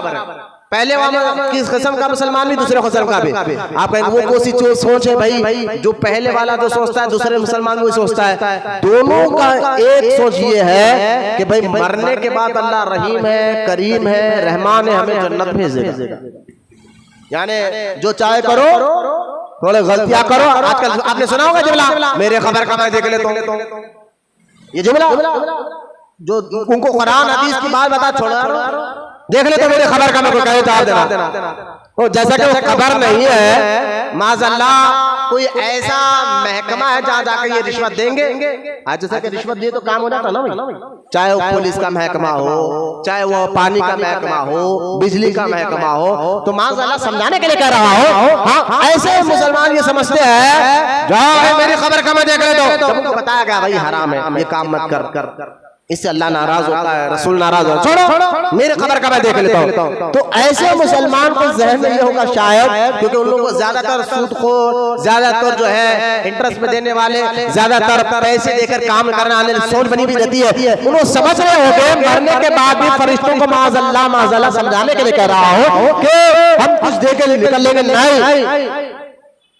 ऐसा नहीं हो सकता। बात सोच रहे नहीं, अल्लाह बड़ा करीम है, यकीनन करीम है, अल्लाह बड़ा रहमान है, यकीनन रहमान है। मैं कहता हूँ आप एक काम करिए, जब अल्लाह करीम है, रहमान है, और आप कह रहे हैं अल्लाह माफ कर देगा, कितने भी बड़ा गुनाहगार हो, कितना भी खताकार हो, अल्लाह माफ कर देगा। मैं कहता हूँ ठीक है, अच्छी सोच है आपकी, यानी आप माँ को गाली दो, अल्लाह माफ कर देगा, बीवी का हक अदा मत करो, अल्लाह माफ कर देगा, आप भी बच्चों को तंग करो, अल्लाह माफ कर देगा, पड़ोसी को तंग करो, अल्लाह माफ कर देगा, हराम कमाओ, अल्लाह माफ कर देगा। तो तुम्हारा जहन बना हुआ है। मैं कहता हूँ एक काम करे जनाब, ये जहर आखिरत के लिए आपका बना हुआ है, लेकिन मेरा सवाल आपसे ये है, आप काम पर जाना छोड़ दीजिए, नौकरी मत करिए, क्योंकि अल्लाह रज़्ज़ाक़ है, घर बैठे इंतजार कर अल्लाह रिज़्क़ भेजेगा।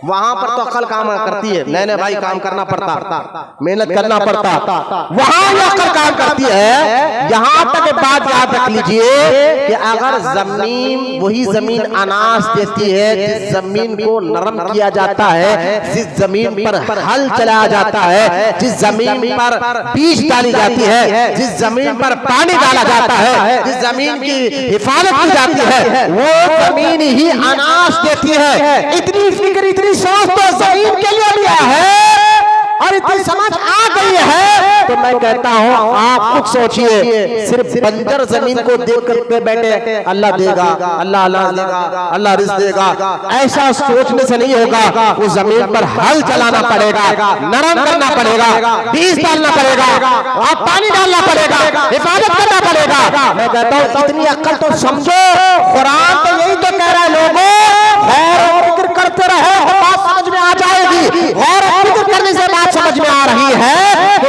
बंजर जमीन पर जब तक हल नहीं चला जाए वो अनाज नहीं देती। इसी तरह ईमान लाने के बाद जब तक अच्छे काम ना करे अल्लाह राजी कैसे हो।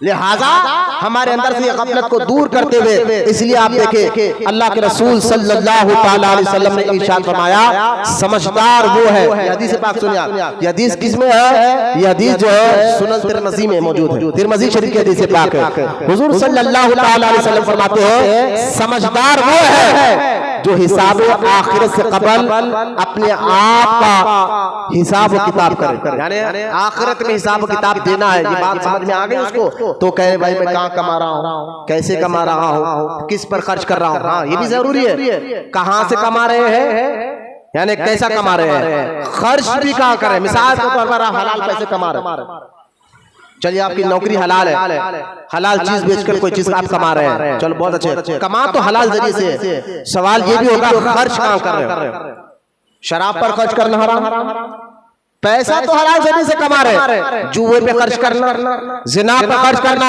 माँ बाप बीवी बच्चों पे खर्च करना तो हलाल था, अपनी जात अपने नफ्स के लिए खर्च करना तो हलाल था। लिहाजा हराम का खर्च करना, तो लिहाजा अल्लाह के रसूल अलैहि सल्लम फरमाते हैं, समझदार मुसलमान वो है जो रोजाना ये सोचे, ये फिक्र करे कि वो आखिर हिसाब किताब देना है, तो पहले दुनिया में अपना हिसाब किताब करते रहता है रोजाना। बोले सुभान अल्लाह। हुजूर सल्लल्लाहु ताला अलैहि वसल्लम को अल्लाह ताला ने इल्मे नफ्सियात में, हर इल्म में आला दर्जा मेरे आका का है। सबसे आला वो उला हमारा नबी, सबसे बाला वो वाला हमारा नबी, खल्क से औलिया, औलिया से रसूल, रसूलों से आला हमारा नबी। हमारे आका, गौर से सुने, बैठ जाओ अगर कुछ काम है तो बाहर जाओ। दुरूद शरीफ पढ़िए, अल्लाहुम्मा सल्ली अला सय्यिदिना मुहम्मद बारिक वसल्लम। कुछ कमर में दर्द है क्या? ऐसा मत बैठो, टेका लेके मत बैठो। मेरी तरफ देखे, मेरी तरफ देखे। मस्जिद में टेका लेकर बैठना जायज़ नहीं है, अदब के खिलाफ है। अल्लाह का घर है, हमारा अदब नहीं, अल्लाह के घर का अदब जरूरी है। और टेका लेकर बैठेंगे, नींद का एक झटका भी लगेगा तो वजू टूट जाता है, ये मसला ध्यान में रखें। टेका लेकर बैठे, नींद का एक झटका भी लगा, वजू टूट जाता है, ये मसला भी ध्यान में रखें। हाँ, पीठ में दर्द है, कमर में दर्द है, कोई तकलीफ है तो बिल्कुल टेका लेकर भी बैठ सकता है। ये सारे मसाजिद से अल्लाह मोहब्बत करने, मसाजिद का अदब करने, मसाजिद अल्लाह का घर है तो उसका अदब, उससे मोहब्बत और उसकी इज्जत करने की अल्लाह ताला हमें तौफीक अता फरमाए। लिहाजा बताए समझा ये रहा था कि हदीस में आता है कि जो आखिरत की फिक्र करे वो अक्लमंद आदमी है। तो मैं एक बात आपको बता दूं, हुजूर सल्लल्लाहु ताला अलैहि वसल्लम को अल्लाह ताला ने इल्म नफ्सियात, ये इल्म नफ्सियात इसको कहते हैं आज के दौर में, यानी इसको यूँ समझे जो फिजिक्स में पढ़ाया जाता है कि एक इंसान बच्चा होता है। देखिए इंसान को अगर आप देखें, बचपना, पैदाइशी, फिर बचपन, फिर जो है जवानी, फिर अधेड़ उम्र, इस तरह अगर इंसान की अगर मिसाल के देखिए 5 साल की उम्र का 10 साल, फिर 15 साल, फिर उसकी जवानी, फिर उसका बुढ़ापा, अधेड़पन, फिर बुढ़ापा, तो ये जो उम्रें हैं इंसान की, तो उस वक्त जो उनकी फिक्र होती है, जो उनकी सोच होती है, इस सोच को कहा जाता है इल्म नफ्सियात। कौन अंदर रखो बेटे, अंदर रखो यार, अहम बात हो रही है, सोचो, खेल तमाशा नहीं है, टाइम पास के लिए नहीं बेटे, और सोचो। इल्म नफ्सियात कहा जाता है। तो अब मेरे आका, हमारे आका अल्लाह के रसूल सल्लल्लाहु अलैहि वसल्लम को अल्लाह ताला ने इंसानों की क्या क्या फिक्र, कौन सी उम्र में क्या फिक्र होती है, क्या सोच होती है, उसके तहत सारा इल्म अल्लाह ने हमारे नबी को अता फरमाया है। और हमारे नबी ने हमें सब बताया कि आपकी बचपन में फिक्र क्या होती है, जवानी में फिक्र क्या होती है, नौजवानी में बंदा क्या होता है, जरा छरारापन उसके अंदर रहता है, छोड़ो सब देख लेंगे, मौलाना कौन, इन्हों कौन, तो ऐसे वक्त क्या करना, उसकी सोच को कैसे बदलाना है, फिक्र को कैसे बदलाना है, उसके अंदर दीन से मोहब्बत कैसे पैदा करना है, कुरान से, हदीस से, मस्जिद में बैठने का ये सारा आदम उसके अंदर आएगा कैसा, क्योंकि अंदर जब नौजवान होता है तो नौजवानी के आलम में गुस्सा नाक पर होता है, थर्रापन नाक पर होता है, तो लिहाजा उसको समझाने के लिए कहेंगे बाबा गौर करो कि जब दुनिया का कोई कानून बन जाता है और कानून कहता है, पुलिस कहती है कि ये काम करोगे तो डंडे पड़ेंगे, जेल जाना पड़ेगा, मार खाना पड़ेगा, तो डर कर वो काम नहीं करते। हाँ यकीन जिस मुल्क में है तो उस कानून का एहतराम भी करना चाहिए। लिहाजा इसी तरह अल्लाह उसके रसूल ने तुम्हें बताया है कि हराम करोगे, नाजायज करोगे और उससे बिला वजह करोगे तो क्या नुकसान होगा, तो वो नुकसान दुनिया का भी होगा मुसलमान की और आखिरत का भी होगा। तो लिहाजा हुजूर सल्लल्लाहु अलैहि वसल्लम ने फरमाया समझदार वो है। देखिए आप समझदार, हम की सोचते यार ये बड़ा समझदार आदमी है, बोले क्यों, नहीं आप बहुत समझ की बात करता है, क्या समझ की बात करता है, नहीं उन्हें बताता कि किसको बॉटम में कैसा होता है, ये इन्हें बताता, किसको लूटना कैसा है, किसी का माल कैसे नुकसान पहुंचाना है, इसको हम समझदार कह रहे हैं। जो आपको गुनाह करना सीखा है उसको हम समझदार कर रहे हैं, जो आपको गलत काम करना सीखा हम उसको समझदार कर रहे हैं। बात तो इतने देर होशियार होते हैं कि वो कुरान हदीस के खिलाफ फैसला कर कर कहते हैं मैं बहुत होशियार आदमी हूं। याद रखे कुरान और हदीस लोगों की फिक्र से भी आला है। बोले सुभान अल्लाह। अल्लाह का कलाम कुरान हदीस जो फिक्र देती है वो लोगों की फिक्र पीछे है, सबसे आगे अल्लाह उसके रसूल की फिक्र पर। लिहाजा हुजूर सल्लल्लाहु अलैहि वसल्लम के इस जुमले पर गौर फरमाए। हुजूर फरमा रहे हैं समझदार वो है जो आखिरत में जो हिसाब किताब देना है वो डेली अपने रोज़ पर करे, मैं कर क्या रहा हूं, ताकि तुम्हारे अंदर से गफलत जाए। और सरदार अलैहिस्सलाम फरमाते हैं कि वो हिसाब करता रहेगा क्योंकि उसको नफ्स है और मौत के लिए अमल करता रहे। तो जब ये समझदार आदमी है जो आखिर की फिक्र करता है, भाई मरना है, मरने के बाद जो है खबर में जाना है, आखिर में राय के जाने का हिसाब करता रहना है, हिसाब किताब देना है, तो ये बात समझ में आ गई तो अमल करने लग जाता है। और ऐसा काम नहीं करता जिस काम से अल्लाह उसका रसूल नाराज, वही काम करता जिससे अल्लाह राजी हो जाए, रसूल राजी हो जाए। हुजूर फरमाते हैं ऐसे लोग समझदार हैं। हुजूर फरमा रहे हैं अलैहिस्सलाम, ऐसे लोग समझदार हैं। समझदारी को अपने अंदर बिठाइए, जवानी और बुढ़ापा धड़ उम्री को सही जगह खर्च कीजिए। ये वक्त है आपका, इसको सही जगह खर्च कीजिए, बेकार मत खर्च कीजिए। वक्त वो कदर कीजिए, क्योंकि कुरान ने भी बताया है वक्त की अहमियत को, कि वक्त बांधे जब अल्लाह ने नमाज जैसी इबादत को वक्त रखा है। इबादत के लिए वक्त है, रोजों का वक्त है, इबादत का वक्त है, नमाज का वक्त है। लिहाजा ये वक्त की अहमियत बताने के लिए तो अल्लाह ताला ने इबादत को बताया कि इबादत भी वक्त पर, तो लिहाजा भी वक्त है, नौजवानी है। ऐसा काम मत करिए जिससे अल्लाह उसके रसूल नाराज हो, मरने के बाद पकड़ हो, पूछ हो। लिहाजा मुसलमान है, हमें अल्लाह की बारगाह में पहुंचने का, जवाब देने का हमें एहसास है। ये गफलत हमारे अंदर से दूर रहना चाहिए। हुजूर सल्लल्लाहु अलैहि वसल्लम फरमाते हैं वो समझदार लोग हैं जो आखिरत की फिक्र पैदा करें। आज वो समझदार लोगों के वो मज़ारे आप देख रहे हैं जिन्होंने सारी जिंदगी समझदारी में गुजारी है। अभी हमारे पास जो वक्त है, हुजूर गौसे पाक रज़ी अल्लाह तआला अन्हु फरमाते हैं आज से और अभी से अमल करो। मतलब गौसे आजम का एक जुमला गौर फरमाए, गौसे आजम फरमाते हैं जो कल गया वो आने वाला नहीं। या जुमले पे गौर फरमाए, जो कल गया वो आने वाला नहीं, और आने वाला कल का भरोसा नहीं। सरकार गौसे आजम ने मुरीद ने पूछा हुजूर अमल कब से करना चाहिए?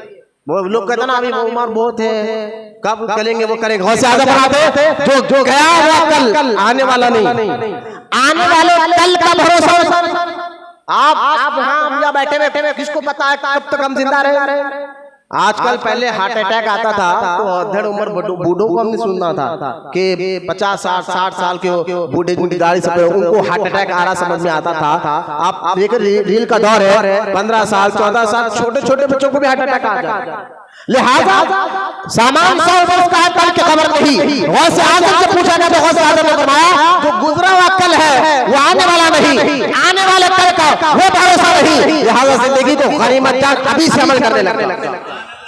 हमारे पास ताकत है, जिस्म में ताकत है, कुव्वत है, इस नेमत को समझ कर उसकी जिस्म की ताकत ऐसी जगह खर्च करो जिस खर्च करने से अल्लाह उसका रसूल राजी होता है। किसी गरीब को, किसी बेकसूर को मार कर अपने आप को पहलवान नहीं, जो ताकत को सही तौर पर खर्च करता है इबादत और हलाल कमाने में, माँ बाप की फरमाबरदारी, बच्चों का हक अदा करने में, तो लिहाजा ऐसे लोग जो है ताकतवर है और समझदार है। हुजूर फरमाते वो समझदार लोग।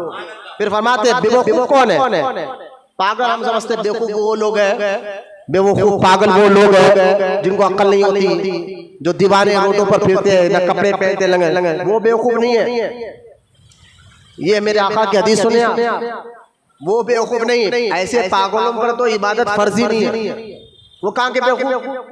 यहाँ इस्लाम जिसको बेवकूफ बोला वो कौन है? सुने। समझदार किसको कहा? जो अपनी आखिरत को बनाए वो समझदार। और जो बेवकूफ किसको कहा है? तो अल्लाह के रसूल सल्लल्लाहु अलैहि वसल्लम फरमाते हैं बेवकूफ वो है जो अपनी ख्वाहिशात नफ्स के पीछे चले। यानी मैं जो चाहूं वो करूं, मैं जो चाहूं, मैं जैसा चाहूंगा बैठूंगा, जैसा चाहूंगा नमाज पढ़ूंगा, जैसा चाहूंगा कमाऊंगा, जैसा चाहूंगा खाऊंगा, जैसा चाहूंगा पीऊंगा, मुझे कौन बोलने वाला है? यानी मैं चाहिए जिंदगी। तो हुजूर फरमाते हैं जो बेवकूफ आदमी वो है जो अपने ख्वाहिशात और नफ्स के पीछे चले और अल्लाह से यानी जन्नत और आखिरत में अपनी तमाम ख्वाहिशात पूरा होने की उम्मीद लगाए रखे। यानी मनचाही जिंदगी भी गुजारे और उम्मीद भी रखे अल्लाह मुझे जन्नत में भेजेगा। यानी शराब भी पीऊंगा मैं, गाली भी दूंगा मैं, तकलीफ भी दूंगा मैं, सारे हराम नाजायज काम करूंगा, फिर उम्मीद भी लगाऊंगा अल्लाह मुझे जन्नत में दाखिल करवाए। हुजूर फरमाते ऐसे लोग बेवकूफ है। जैसा कि आप देखे बहलुल दाना रहमतुल्लाहि ताला अलैह, बहलुल दाना इनका मजार जो है बगदाद शरीफ में है। बहलुल दाना बहुत बड़े अल्लाह के वली है, बहलुल दाना रहमतुल्लाहि अलैह। और जो है इनका मजार मुबारक जो है बगदाद में सरकार गौसे आजम की दरगाह से 4 या 5 किलोमीटर की दूरी पर। जुनैद बगदादी रहमतुल्लाहि ताला के खत्मों में ये आराम कर रहे हैं। बहुत बड़े अल्लाह के वली बहलुल दाना। और उनको बहलुल दाना क्यों कहा जाता था? दिखने में वो मजज़ूब थे, मजज़ूब लोगों को माज़अल्लाह दीवाने दिखते थे, लेकिन बात ऐसी करते थे कि सामने वाला फौरन सुधर जाता। बात ऐसी जबरदस्त और पते की करते थे। और मजज़ूब जो होते हैं वो हमेशा अल्लाह की बात में रहते हैं। आला हज़रत रहमतुल्लाह तआला अलैह फरमाते हैं मजज़ूब जो है दिखने में तुम्हें दीवाना दिखता है और नमाज पढ़ते में नहीं दिखता, लेकिन असल में मजज़ूब कोई नमाज छोड़ते ही नहीं। आज हर रोड पे फिरने वाले को मजज़ूब नहीं कह सकते, दीवाना पागलों को। लिहाजा मजज़ूब की एक पहचान ये है, मैं इसमें से एक बात बताता हूँ, बुजुर्गान दीन ने अपनी किताबों में लिखा कि मजज़ूब की पहचान में से एक पहचान ये है कि कई दिन तक वो नहाता नहीं, लेकिन फिर भी उनके जिस्म से बदबू नहीं आती। और हिल्लतुल औलिया हदीस की किताब है, हिल्लतुल औलिया, उसमें ये हदीस पाक नकल है। हुजूर सल्लल्लाहु अलैहि वसल्लम ने इरशाद फरमाया मेरी उम्मत में कुछ ऐसे बंदे रहेंगे जिनको देखो तो तुम उनको अपने करीब आने नहीं दोगे। कुछ ऐसे बंदे रहेंगे जिनको देखो तो उनको अपने करीब आने दोगे। उनका जिस्म गंदा रहेगा, बाल बिखरे हुए होंगे और जो है उनके जिस्म पर मैल रहेगा, तुम उनको देखो करीब आने नहीं दोगे। लेकिन अल्लाह के करीब उनका मुकाम ये रहेगा कि ये जो कहेंगे अल्लाह फौरन कर देगा। अच्छा, इसका मतलब ये नहीं है कि माज़अल्लाह के हम भी बाल गंदे कर ले, जिस्म पे मैल वाले कपड़े पहन ले, जो आजकल हो रहा है। नहीं, ये मजज़ूब लोगों की बात मैं कर रहा हूँ। जो कई किस्म की दुनिया भर में मजज़ूब गुजरे हैं, उनमें बहलुल दाना भी गुजरे। मजज़ूब वो हमेशा अल्लाह की बातों के जिक्र में रहते थे और दिखने में लोग उनको दीवाना समझते थे। लिहाजा उनका सोना कब्रिस्तानों में होता था। उनको ना खाए पिए कई साल तक किसी ने उनको खाते भी देखा ना पीते भी देखा। एक दिन बादशाह वहां से जा रहा था, राजा, तो बादशाह ने कहा कोई सवारी जब आती, आज भी आप प्रोटोकॉल देख लीजिए, कई इलाके में सीएम जा रहा है या पीएम जा रहा है तो ट्रैफिक को रोक दिया जाता है, लोगों को ठहरा दिया जाता है। पहले से दौर से चलते जा रहा है, बादशाह जा रहा है तो सारे लोग खड़े हो गए कि बादशाह की सवारी जा रही है। तो सवारी जा रही है, अचानक बादशाह जो ऊंट पर या एक रात में हाथी पर बैठा हुआ था, उसने देखा कि एक बंदा जो है झाड़ के नीचे बैठकर जिक्र इलाही में मसरूफ। आपने कहा सिपाहियों से कि वो कौन है जो हमारे इस्तेमाल के लिए खड़ा नहीं? कहा हुजूर ये बहलुल दाना है। क्या कहा? बहलुल दाना है। तो कहा है तो कोई भी, तो बुलाओ उनको मेरे पास। उनको बुला कर लेके आया। अब हजरत बादशाह ने पूछा हाँ मैं जा रहा तो खड़े क्यों नहीं मेरे अंदर में? तो बहलुल दाना कहे मैं ड्यूटी में था, मैं काम कर रहा था। पूछा गया कौन सी ड्यूटी, कहे का काम? जब बादशाह या तेरे इलाके का बादशाह जा रहा है, खड़ा क्यों नहीं? कहा मैं तो काम लगा। किसके काम में लगाया था? जिसने सारी कायनात बनाई और रब के जिक्र में था। अब बादशाह ये सुनकर हंसने लगा। अच्छा ये तो दीवाना आदमी है। दीवाना इसको समझ रहे ना, दीवाना आदमी है। हाथ में एक लकड़ी बादशाह ने दिया कि हमारे बगदाद का सबसे बड़ा दीवाना आदमी ये है, इसलिए मैं इसको लकड़ी दे रहा हूं। और कहा बहलुल दाना को तुम्हारे से बड़ा दीवाना कोई नजर आ जाए, ये लकड़ी उसको तुम दे देना। बहलुल दाना ले ली हाथ में लकड़ी। लोग हंस रहे हैं कि भाई ये दीवाना है, बगदाद का सबसे बड़ा दीवाना है। हाथ में लकड़ी लिए बहलुल दाना चले गए। कुछ साल के बाद ये मालूम हुआ कि बादशाह की मिजाज बहुत खराब हो गई। इतनी मिजाज खराब हो गई कि अब मरने का वक्त करीब आ गया। तो बहलुल दाना रहमतुल्लाह ताला अलैह अचानक बादशाह के महल के अंदर चले गए। बोले सुभान अल्लाह। अल्लाह वालों को जो है आने जाने का कोई उनका प्रॉब्लम नहीं होता है। अचानक बहलुल दाना महल में चले गए, ना उनको कोई सिपाही ने रोका, ना कोई पुलिस, अचानक चले गए और उस रूम तक चले गए जहां बादशाह आराम कर रहा था। बादशाह के करीब जाकर बहलुल दाना ने कहा क्या हाल है?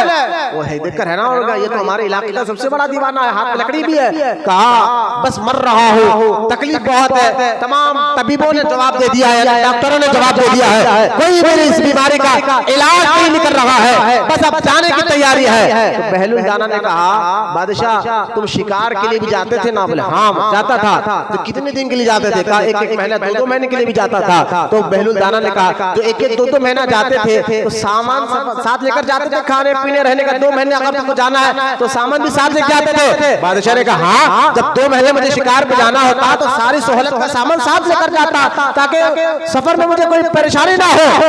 बहलुल दाना ने फरमाया अच्छा अब मुझे बताओ जहां अब तुम जा रहे हो वहां के सामान की भी तैयारी की? जहां से आपको किसी को वापस आना ही नहीं है, वहां के सामान की भी कोई तैयारी की? इतना कहना था। बादशाह की आंखों से आंसू जारी हुए और कहा कि हजरत ना नमाज की इतनी पाबंदी की है, ना इबादत की इतनी पाबंदी की है, वहां तो नेकियां चलते बहलुल दाना ने अपनी लकड़ी उसके हाथ में दे दी और कहा तूने कहा था ना मुझसे बड़ा दीवाना नजर आ जाए तो लकड़ी उसको दे देना, मेरी नजर में तेरे से बड़ा दीवाना कोई नहीं है। अब देखे बुजुर्गान दीन के इस अमल को देखे, हदीस में तिरमिज़ी शरीफ में सरकार फरमाते बेवकूफ आदमी वो है जो आखिरत की तैयारी ना करे, जो मरने के बाद हिसाब किताब की तैयारी ना करे, बेवकूफ आदमी है। लिहाजा अल्लाह का कुर्ब हासिल करना है, पहला मकसद ये ज़हन में बिठाना होगा अल्लाह ने हमें क्यों बनाया है, दूसरा मकसद ये समझना होगा अल्लाह ने हमें अपनी इबादत के लिए बनाया है, तीसरा ये समझना होगा अल्लाह ताला हमें गफलत से बचाए, हमारी गफलत को खत्म करना होगा। जब तक ये गफलत खत्म नहीं होगी हमें इबादत की हकीकत समझ में नहीं आएगी। जब आप अल्लाह ने आपको इबादत के लिए पैदा किया है, लेकिन गफलत का पर्दा चाहे किसी जरिए से गफलत आ जाए तो लिहाजा ये बात आपको समझ में नहीं आएगी, तो हकीकत में इबादत का मतलब ही समझ में नहीं आएगा। लिहाजा अब जब ये बात समझ में आ गई तो आगे बढ़ते हैं, क्योंकि वक्त करीब आ गया है, थोड़ी सी तवज्जो मेरी तरफ आप दीजिए। अब आप समझ गए कि अल्लाह ने इंसान को अपनी इबादत के लिए बनाया, जब गफलत दूर हो गई तो इबादत की तरफ हमारा जहन जाता है। इबादत कहते हैं किसको है ये आपको समझना है, और इबादत का माना क्या है, मतलब क्या, ये भी आप जरूरी है समझना। तो इबादत का माना क्या है, वो इबादत का माना किसी के, देखिए इबादत का माना है ताज़ीम की, इबादत का माना क्या है, सब मेरी तरफ देखें, इबादत का माना ताज़ीम, यानी उस जात की सबसे ज्यादा इज्जत की जाए, यानी हमारे इंसान के जिस्म में सबसे ज्यादा इज्जत का मुकाम क्या जानते हैं, हमारे जिस्म में, हमारे इंसान के जिस्म में सबसे ज्यादा इज्जत का मुकाम इबादत का माना समझिए। अल्लाह ने हमें इबादत के बनाया तो पहले इबादत का माना भी समझिए, गफलत को दूर करते हुए। तो अब देखिए हमारे जिस्म में जो सबसे ज्यादा इज्जत की जगह वो पेशानी है, ये सर है हमारा, पेशानी का ये हिस्सा, तो हम कहाँ झुकाते हैं, अल्लाह की बारगाह। तो इबादत उसको कहते हैं, उसकी ताज़ीम इतनी की जाए अपने को कमतर और आजिज़ और उसी को खालिक और मालिक समझा जाए। बोलिए सुभान अल्लाह। उसी को खालिक और मालिक समझकर सबसे ज्यादा इंसान के जिस्म में जो इज्जत की जगह है वो पेशानी है, उस सर को अल्लाह की बारगाह में झुकाना ये इबादत है। इसलिए मैं अक्सर कहता हूँ कि आप लोग जो है अगर किसी गैर मुस्लिम से आपकी बातचीत है, मुलाकात है, कारोबार का मसला है, लेन देन का मसला है, बातचीत करना पड़ता है, तो यकीनन जायज़ है उनसे जायज़ कामों में बात करना उनसे। लेकिन एक चीज मैं कहता हूँ, आप लोग नमस्ते ना बोला करा। अक्सर मैंने जुमला इसलिए कहा कि नमस्ते इसलिए ना बोला करे, देखिए हम उनके आस्था का मजाक नहीं बना रहे, माज़अल्लाह उनको उनकी लकुम दिनुकुम वलिया दिन कुरान उनको उनका मजहब मुबारक, हमें अपना मजहब मुबारक है। लेकिन मैं आपको बता रहा हूँ नमस्ते ये संस्कृत जबान का लफ्ज है, नमस्ते, और उसका माना क्या है जानते हैं आप, हैरान हो गए। नमस्ते का माना है कि ये मेरी पेशानी तुम्हारे कदमों में।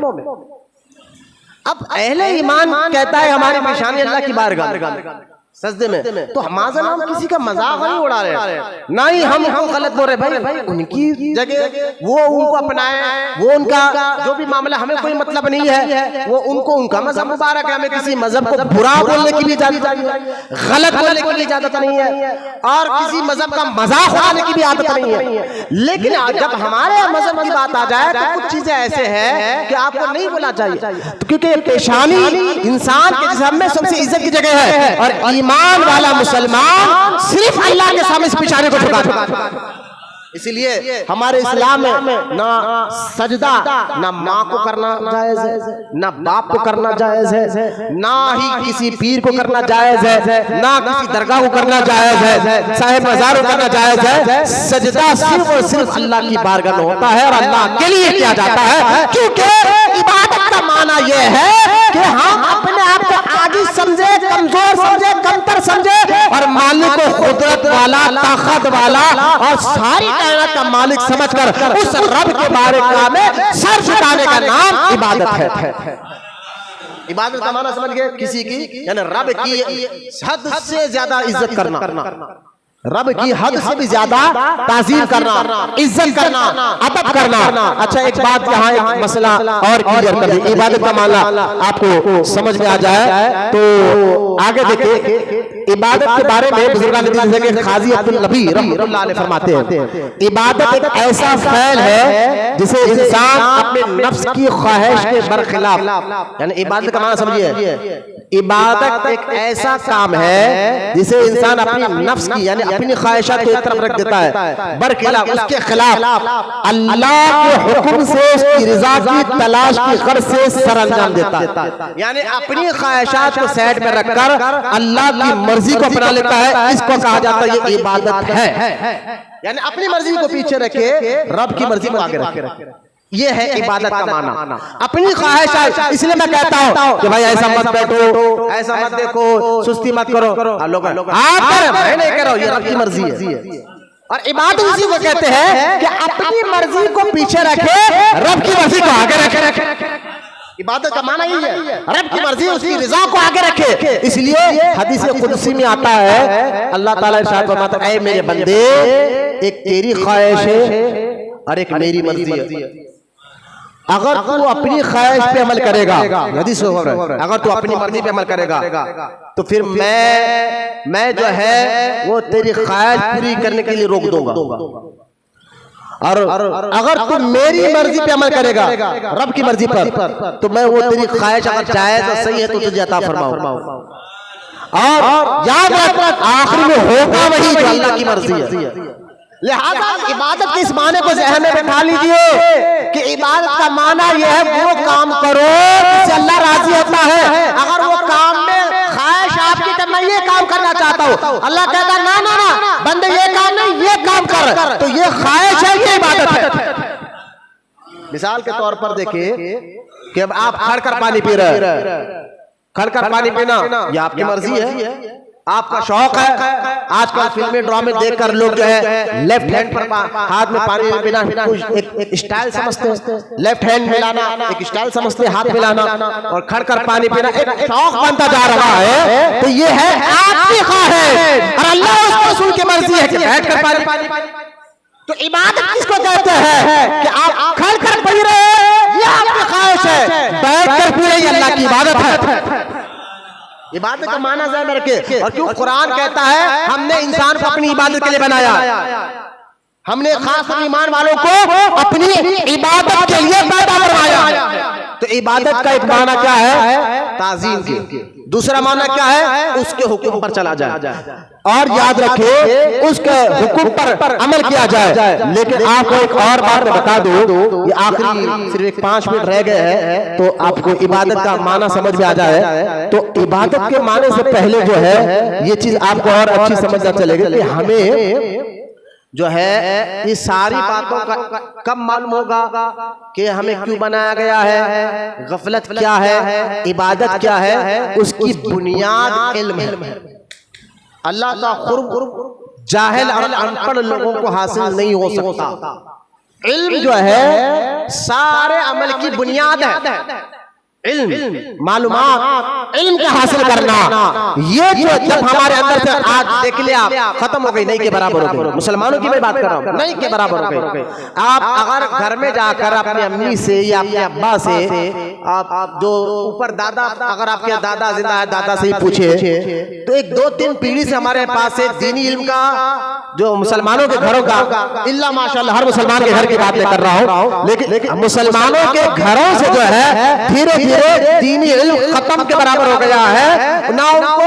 अब जब तक इबादत का माना और रब की मारिफत का माना उस वक्त तक आपको समझ में नहीं आएगा जब तक आप उसका इल्म हासिल ना करें। इल्म के बगैर कोई चीज आपको आसान नहीं होगी, इबादत आसान नहीं इल्म के बगैर। इसलिए मेरे आका सल्लल्लाहु ताला अलैहि वसल्लम फरमाते हैं अगर तुम अल्लाह को राजी करना चाहते हो, अल्लाह के महबूब बनना चाहते हो, ये 4 काम करो, 5वां काम मत करो। 5वां काम करोगे तो हलाक हो जाओगे, यानी तुम्हारा ईमान खतरे में। और आज मुसलमानों 5वां काम ही कर रहा, तो 4 काम में से एक काम भी नहीं कर रहा। क्योंकि मैंने कहा ना, हमारे नबी को अल्लाह ने क़यामत तक का इल्म अता फरमाया।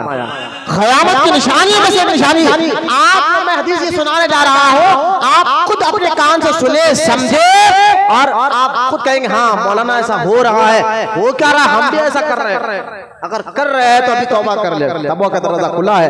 अल्लाह तौबा करने वालों से मोहब्बत करता है, अल्लाह तौबा करने वालों को अपना दोस्त बनाता है। चार काम क्या है हमारे, चार काम करो, पांचवा काम मत करो, करोगे तो हलाक हो जाओगे। क़यामत तक के मुसलमानों को अल्लाह के रसूल ने ये पैगाम दिया है। चार काम क्या है, सरकार फरमाते हैं या तो आलिम बनो, पहला काम, या तो क्या बनो, आलिम बनो, कुरान हदीस का इल्म हासिल करने वाला बनो। भाई कुरान आप कहेगा, मैं ये बात और एक बता दूं कि कुरान और इस्लाम आपको दुनिया के कामों से नहीं रोकता, जायज कामों से, हराम कामों से रोकता है, नाजायज कामों से रोकता है। तो दुनिया में जायज काम करना ये कुरान और इस्लाम आपको नहीं रोकता, और जायज काम के अपने एक तरीके हैं, लेकिन उसका पहले आपको बुनियादी क्या है, इल्म हासिल करना होगा, सही क्या गलत क्या है। सरकार अलैहिस्सलाम फरमाते हैं पहला काम या तो आलिम बनो।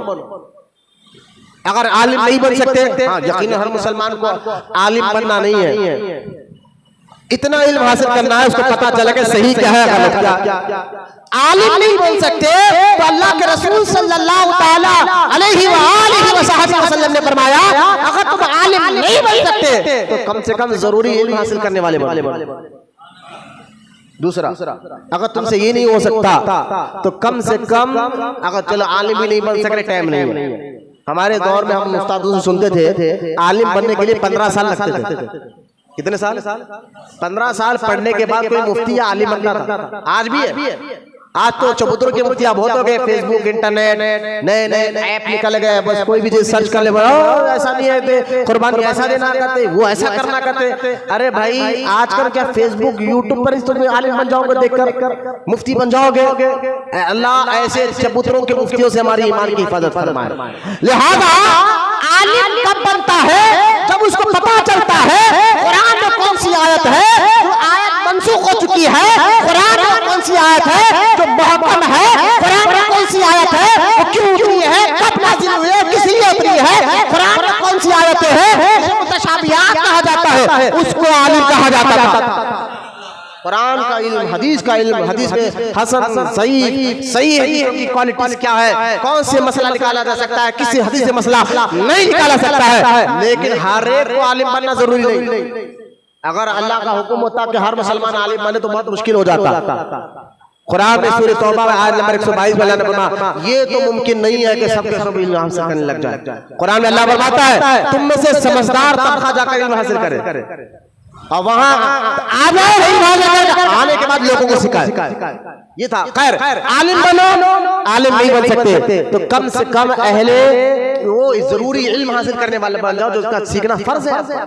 वो भी तो नहीं हो सकता तो सरकार जो आलिम बताते हैं कम से कम आलिमों की सोबत में बैठने वाले बनो। तीसरा नंबर उलमा की, अल्लाह के वलियों की, दोस्तों की, उनकी संगत में, उनकी सोबत में बैठने वाला बनो। आज का है हमारे दोस्तों में रोडिया, पहलवाना, सूदखोर, शराबी, कसाई से मुराद में उन कुरैशी बरादर की बात नहीं करो, कसाई से मुराद जो लोगों को लूटना चाहते हैं, मारना चाहते हैं, कत्ल करना चाहते हैं, बस सामने वाले को किस तरह पे उसको बनाए, ना उनको आखिरत की फिक्र है, ना मरने की फिक्र। को बोल ना सब देख लेंगे यारो, सब देख लेंगे। वो ऐसा बोल रहे हैं जैसा कि वहां जाकर कोई फरिश्तों को माज़अल्लाह इन्हें देने वाले कोई और फरिश्ते के सुन के गए जाओ जन्नत तेरे अब्बा की तैयार कर रहे हैं, चले जाओ। नहीं, जिस तरह वालिद की विरासत में पैसा दौलत मिलता है ऐसा आपको विरासत में जन्नत नहीं मिलता। वहां अमल जाता है नेक ईमान के बाद, ईमान के बाद अच्छे अमल जाते हैं और नेक अमल है जन्नत तक पहुंचा। लिहाजा आज हमारे पास आलिम की सोबत में कहां बैठे, हमारी सोबत में किसकी, हमारी सोबत है। देखिए संगत क्या है, संगत उसको नहीं कहते। एक होता है मुलाकाती, हम किसी से खाली मुलाकात करते हैं, एक होता है किसी के साथ वक्त ज्यादा गुजारते हैं, दोनों में फर्क है।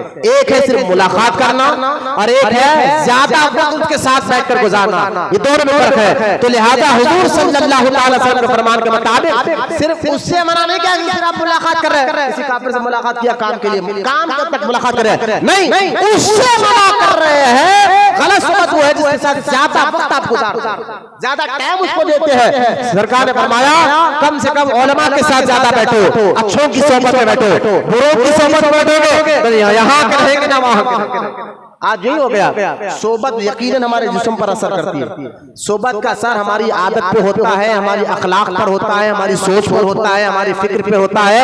बंदा जिसके साथ ज्यादा बैठता है उसकी आदतें उसके अंदर आना शुरू हो जाती है। या मानो या ना मानो, दुनिया के हर साइंटिस्ट ये बात मानता है, समझाता है, आप खुद भी तजुर्बा कर ले। इसलिए हमारे बुजुर्गान दीन यहाँ तक कहते हैं औरतें जिसके साथ बैठना जायज है उनके साथ भी जरूरत तक बैठो, जरूरत से ज्यादा ना बैठो। जिन औरतों के साथ बैठना जायज है, पर्दा नहीं है, उनके साथ भी जरूरत तक बैठो। कौन औरतें जिनसे पर्दा नहीं है, जिनके साथ आप तन्हाई में भी बैठ सकते हैं? एक माँ, दूसरी बीवी, तीसरी बहन, चौथा बेटी, ये चार है ना जिनके साथ तन्हाई में भी बैठ सकते हैं। तो लिहाजा बुजुर्गान ने लिखा अपनी किताबों में कि बिला वजह जरूरत से ज्यादा इन औरतों, माँ, बहन, बेटी, बीवी के साथ ज्यादा वक्त गुजारो। क्यों? कहा वरना उन जैसी आदतें तुम्हारे अंदर आना शुरू हो जाएगी। अब ज्यादातर फितरी तौर पर औरत डरने वाली होती है, औरत जो है ज्यादा डरने वाली होती है। आज मरने की और नको मरना, पूरी आदतें मर्दों के अंदर आना शुरू हो गए। समझ जाइए इसकी सोबत किसके साथ ज्यादा हो रही है। कभी बात करते समझ मुस्कुराए लेकिन बात को समझिए। हाथ यूं करते बात करना, आपने देखा होगा, हाथ करते यूं कर रहा। अरे भाई तू एक मर्द है, अगर तू देखिए जरूरत क्या तक बैठना है माँ के साथ, जो काम है काम कर, बीवी हो, बच्चे हो, बहन हो। लिहाजा सोबत बड़ा खतरनाक असर करती है। अच्छी सोबत में अच्छी जगह ले जाएगी। इसलिए सरकार फरमाते हैं अगर तुम आलिम नहीं बन सकते, इल्म हासिल नहीं कर रहे, कम से कम आलिमों की सोबत में बैठने वाले बनो, तुम्हारा ईमान की हिफाजत होगी। 3 चौथा फरमा अगर नहीं कम से कम आलिमों से मोहब्बत करने वाले। चौथा क्या फरमा? उलमा से, अल्लाह वालों से मोहब्बत करने वाले बनो, उनसे दुश्मनी हरगिज़ मत रखो। उलमा से मोहब्बत नहीं रखोगे, दुश्मनी रखोगे तो हलाक होने का जरिया है। लिहाजा सरकार बताते हैं मुसलमान 4 में से एक काम करे, या तो आलिम बनो, या तो जरूरत का इल्म हासिल करने वाला बनो, या तो आलिम की सोबत में बैठने वाला बने, या तो आलिमों से मोहब्बत करने वाला बने। 5वां ना बने, हलाक हो जाएगा, हलाक हो जाएगा। 5वां ना वो आलिम है, ना आलिमों की सोबत में बैठता है, ना उनसे मोहब्बत करता है, ना जरूरत इल्म, छोड़ो सब बातों को, 4 में नहीं कर रहा। 5वां बस खा रहा पी रहा सो रहा। जैसे क्या जानवर की जिंदगी क्या है बताए, सुबह उठे खाए पिए अपनी ख्वाहिश पूरी करे। जानवर ऐसे इंसान में फर्क क्या होगा जो इल्म ना हासिल करता हो। लिहाजा हुजूर सल्लल्लाहु तआला अलैहि व आलिहि वसल्लम, देखो मियां सामने, देखो सामने दुरूद शरीफ पढ़िए। अल्लाहुम्मा सल्ली अला सय्यिदना मुहम्मद मादिल जुद वल करम वाला अली बारिक व सल्लिम सलात। बाहर जाओ लोग, काम है तो बाहर जाओ लोग, मेरी तरफ देखें। लिहाजा आप गौर फरमाइए कि आज जो दौर चल रहा है यही लापरवाही जो है, जब बंदा ना आलिम बनता है, ना आलिमों की सोबत में बैठता, ना इल्म हासिल करने वाला बनता है। और कुरान हदीस की बात, जुम्मा का बयान भी क्या हो रहा है आपने देखा होगा। जहां मस्जिद में जुम्मा की नमाज जल्दी है वहां सबसे ज्यादा पब्लिक नजर आए, वो भी आखिरी टाइम पे 1:15 बजे की जमात, 1:30 बजे। जहां जुम्मा में बयान तो होता है वहां पर भी आखिरी टाइम पर जाएंगे। क्यों? असल तो कुरान हदीस का इल्म हासिल करने के लिए ये जुम्मा जैसा वक्त अल्लाह ने मुसलमानों का अता फरमाया है। जो लोग कामों पर जाते हैं कम से कम ऐसी जगह आकर इल्म हासिल करे और दीन को सीखे समझे। सरकार ने वरना अगर 5वीं चीज आ जाए, ना आलिम है, ना इल्म हासिल करने वाले हैं, ना तुम जो है आलिमों से मोहब्बत करने वाले, ना कोई आलिम का दोस्ताना तुम्हारा है, 5वीं चीज है हलाक हो जाओ। हलाक मतलब समझे, मर नहीं जाओगे, जिंदा रहोगे, ईमान चले जाएगा अंदर से। आज ऐसे लोगों को वहाबिया यूं भटका लेते, ऐसे लोगों को शिया भटकाना शुरू कर दिया। उनको मालूम नहीं शिया क्या, उनको मालूम नहीं कि वहाबी कौन है, उनको मालूम नहीं अहले हदीस कौन है। पहले अकीदा ईमान का ही इल्म नहीं तो आसानी से जो है ऐसे बच्चे भटक रहे हैं। कोई शिया बन रहे हैं, कोई वहाबी बन रहा है, कोई देवबंदी बन रहा है, उनको पता नहीं है। अब उन उलमा की सोबत में बैठते या बयान सुनते तो पता चलता। शिया तो वो भला का नाम है जो सहाबा को गालियां देते, अहले हदीस वो बला का नाम है जो तकलीद को शिर्क मानते हैं, जिना को जायज समझते हैं और जो है वुजू के कई मसले मसाइल पर हमारा इख्तिलाफ है। लिहाजा अहले हदीस तो यहाँ तक कहते हैं कि नबी मुर्दा है, मर गए, रखे में मिल गए माज़अल्लाह। बस हमें पता नहीं। अगर घर में जाकर हमारे बाप दादा से भी पूछे शिया कौन है, छोड़ो मौलवियों के झगड़े करते, शैतान ऐसे लोगों को यूं फटका लेता, छोड़ो मौलवियों के झगड़े, मौलवियों के नहीं है। आज बायोडाटा में लिखा जा रहा है कि भाई फातिहा दुरूद वाले वालों को बच्ची ना दे, आज ये हाल हो गया है। लिहाजा हमें चाहिए अल्लाह का कुर्ब हासिल करना है तो पहले अपने आप को मकसद को समझे, हमें क्यों बनाया गया है। दूसरा, अल्लाह की इबादत के लिए बनाया गया है। तीसरा, इबादत का माना समझे, गफलत को दूर करे। चौथा, इल्म हासिल करे, तभी अल्लाह को कुर्ब और अल्लाह को राजी करने के जरिए समझ में आएंगे। वक्त खत्म हो गया, इंशाअल्लाह अल्लाह जिंदगी रखा तो आने वाले जुमा में मैं इल्म की क्या क्या बरकतें वो बताऊंगा इंशाअल्लाह। इल्म की क्या किस्में हैं, अकीदे का इल्म, अमल का इल्म, यानी नमाज रोजे का इल्म अलग है, अकीदे का इल्म अलग है। पहला होता है अकीदे का इल्म, फर्स्ट कैटेगरी, अकीदा सही तो उसका ईमान सही, और ईमान वाले की इबादतों को अल्लाह कबूल फरमाता है। लिहाजा इंशाअल्लाह अल्लाह जिंदगी रखा तो आने वाले जुमा में मैं आपको ये दूसरा पार्ट आपके सामने रखूंगा, अल्लाह को राजी करने के जरिए क्या है। तो पहला पार्ट मैंने मुकम्मल किया, अल्लाह की बारगाह में दुआ है अल्लाह हम तमाम को कहने सुनने से ज्यादा अमल की तौफीक अता फरमाए। अल्लाह ताला हमें सच्चा आशिक रसूल बनाए, क़यामत तक अल्लाह ताला हमारी नस्लों में आशिक रसूलों को पैदा फरमाए। अल्लाह ताला हमारे ज़ाहिर बातिन और जिस्म रूह को पाक व साफ बनाए, दीन से मोहब्बत अता फरमाए। या अल्लाह नेकियों से मोहब्बत अता फरमा, गुनाहों से नफरत अता फरमा। आमीन व मा अलैना इल्लल बलाग वल्हम्दुलिल्लाहि रब्बिल आलमीन।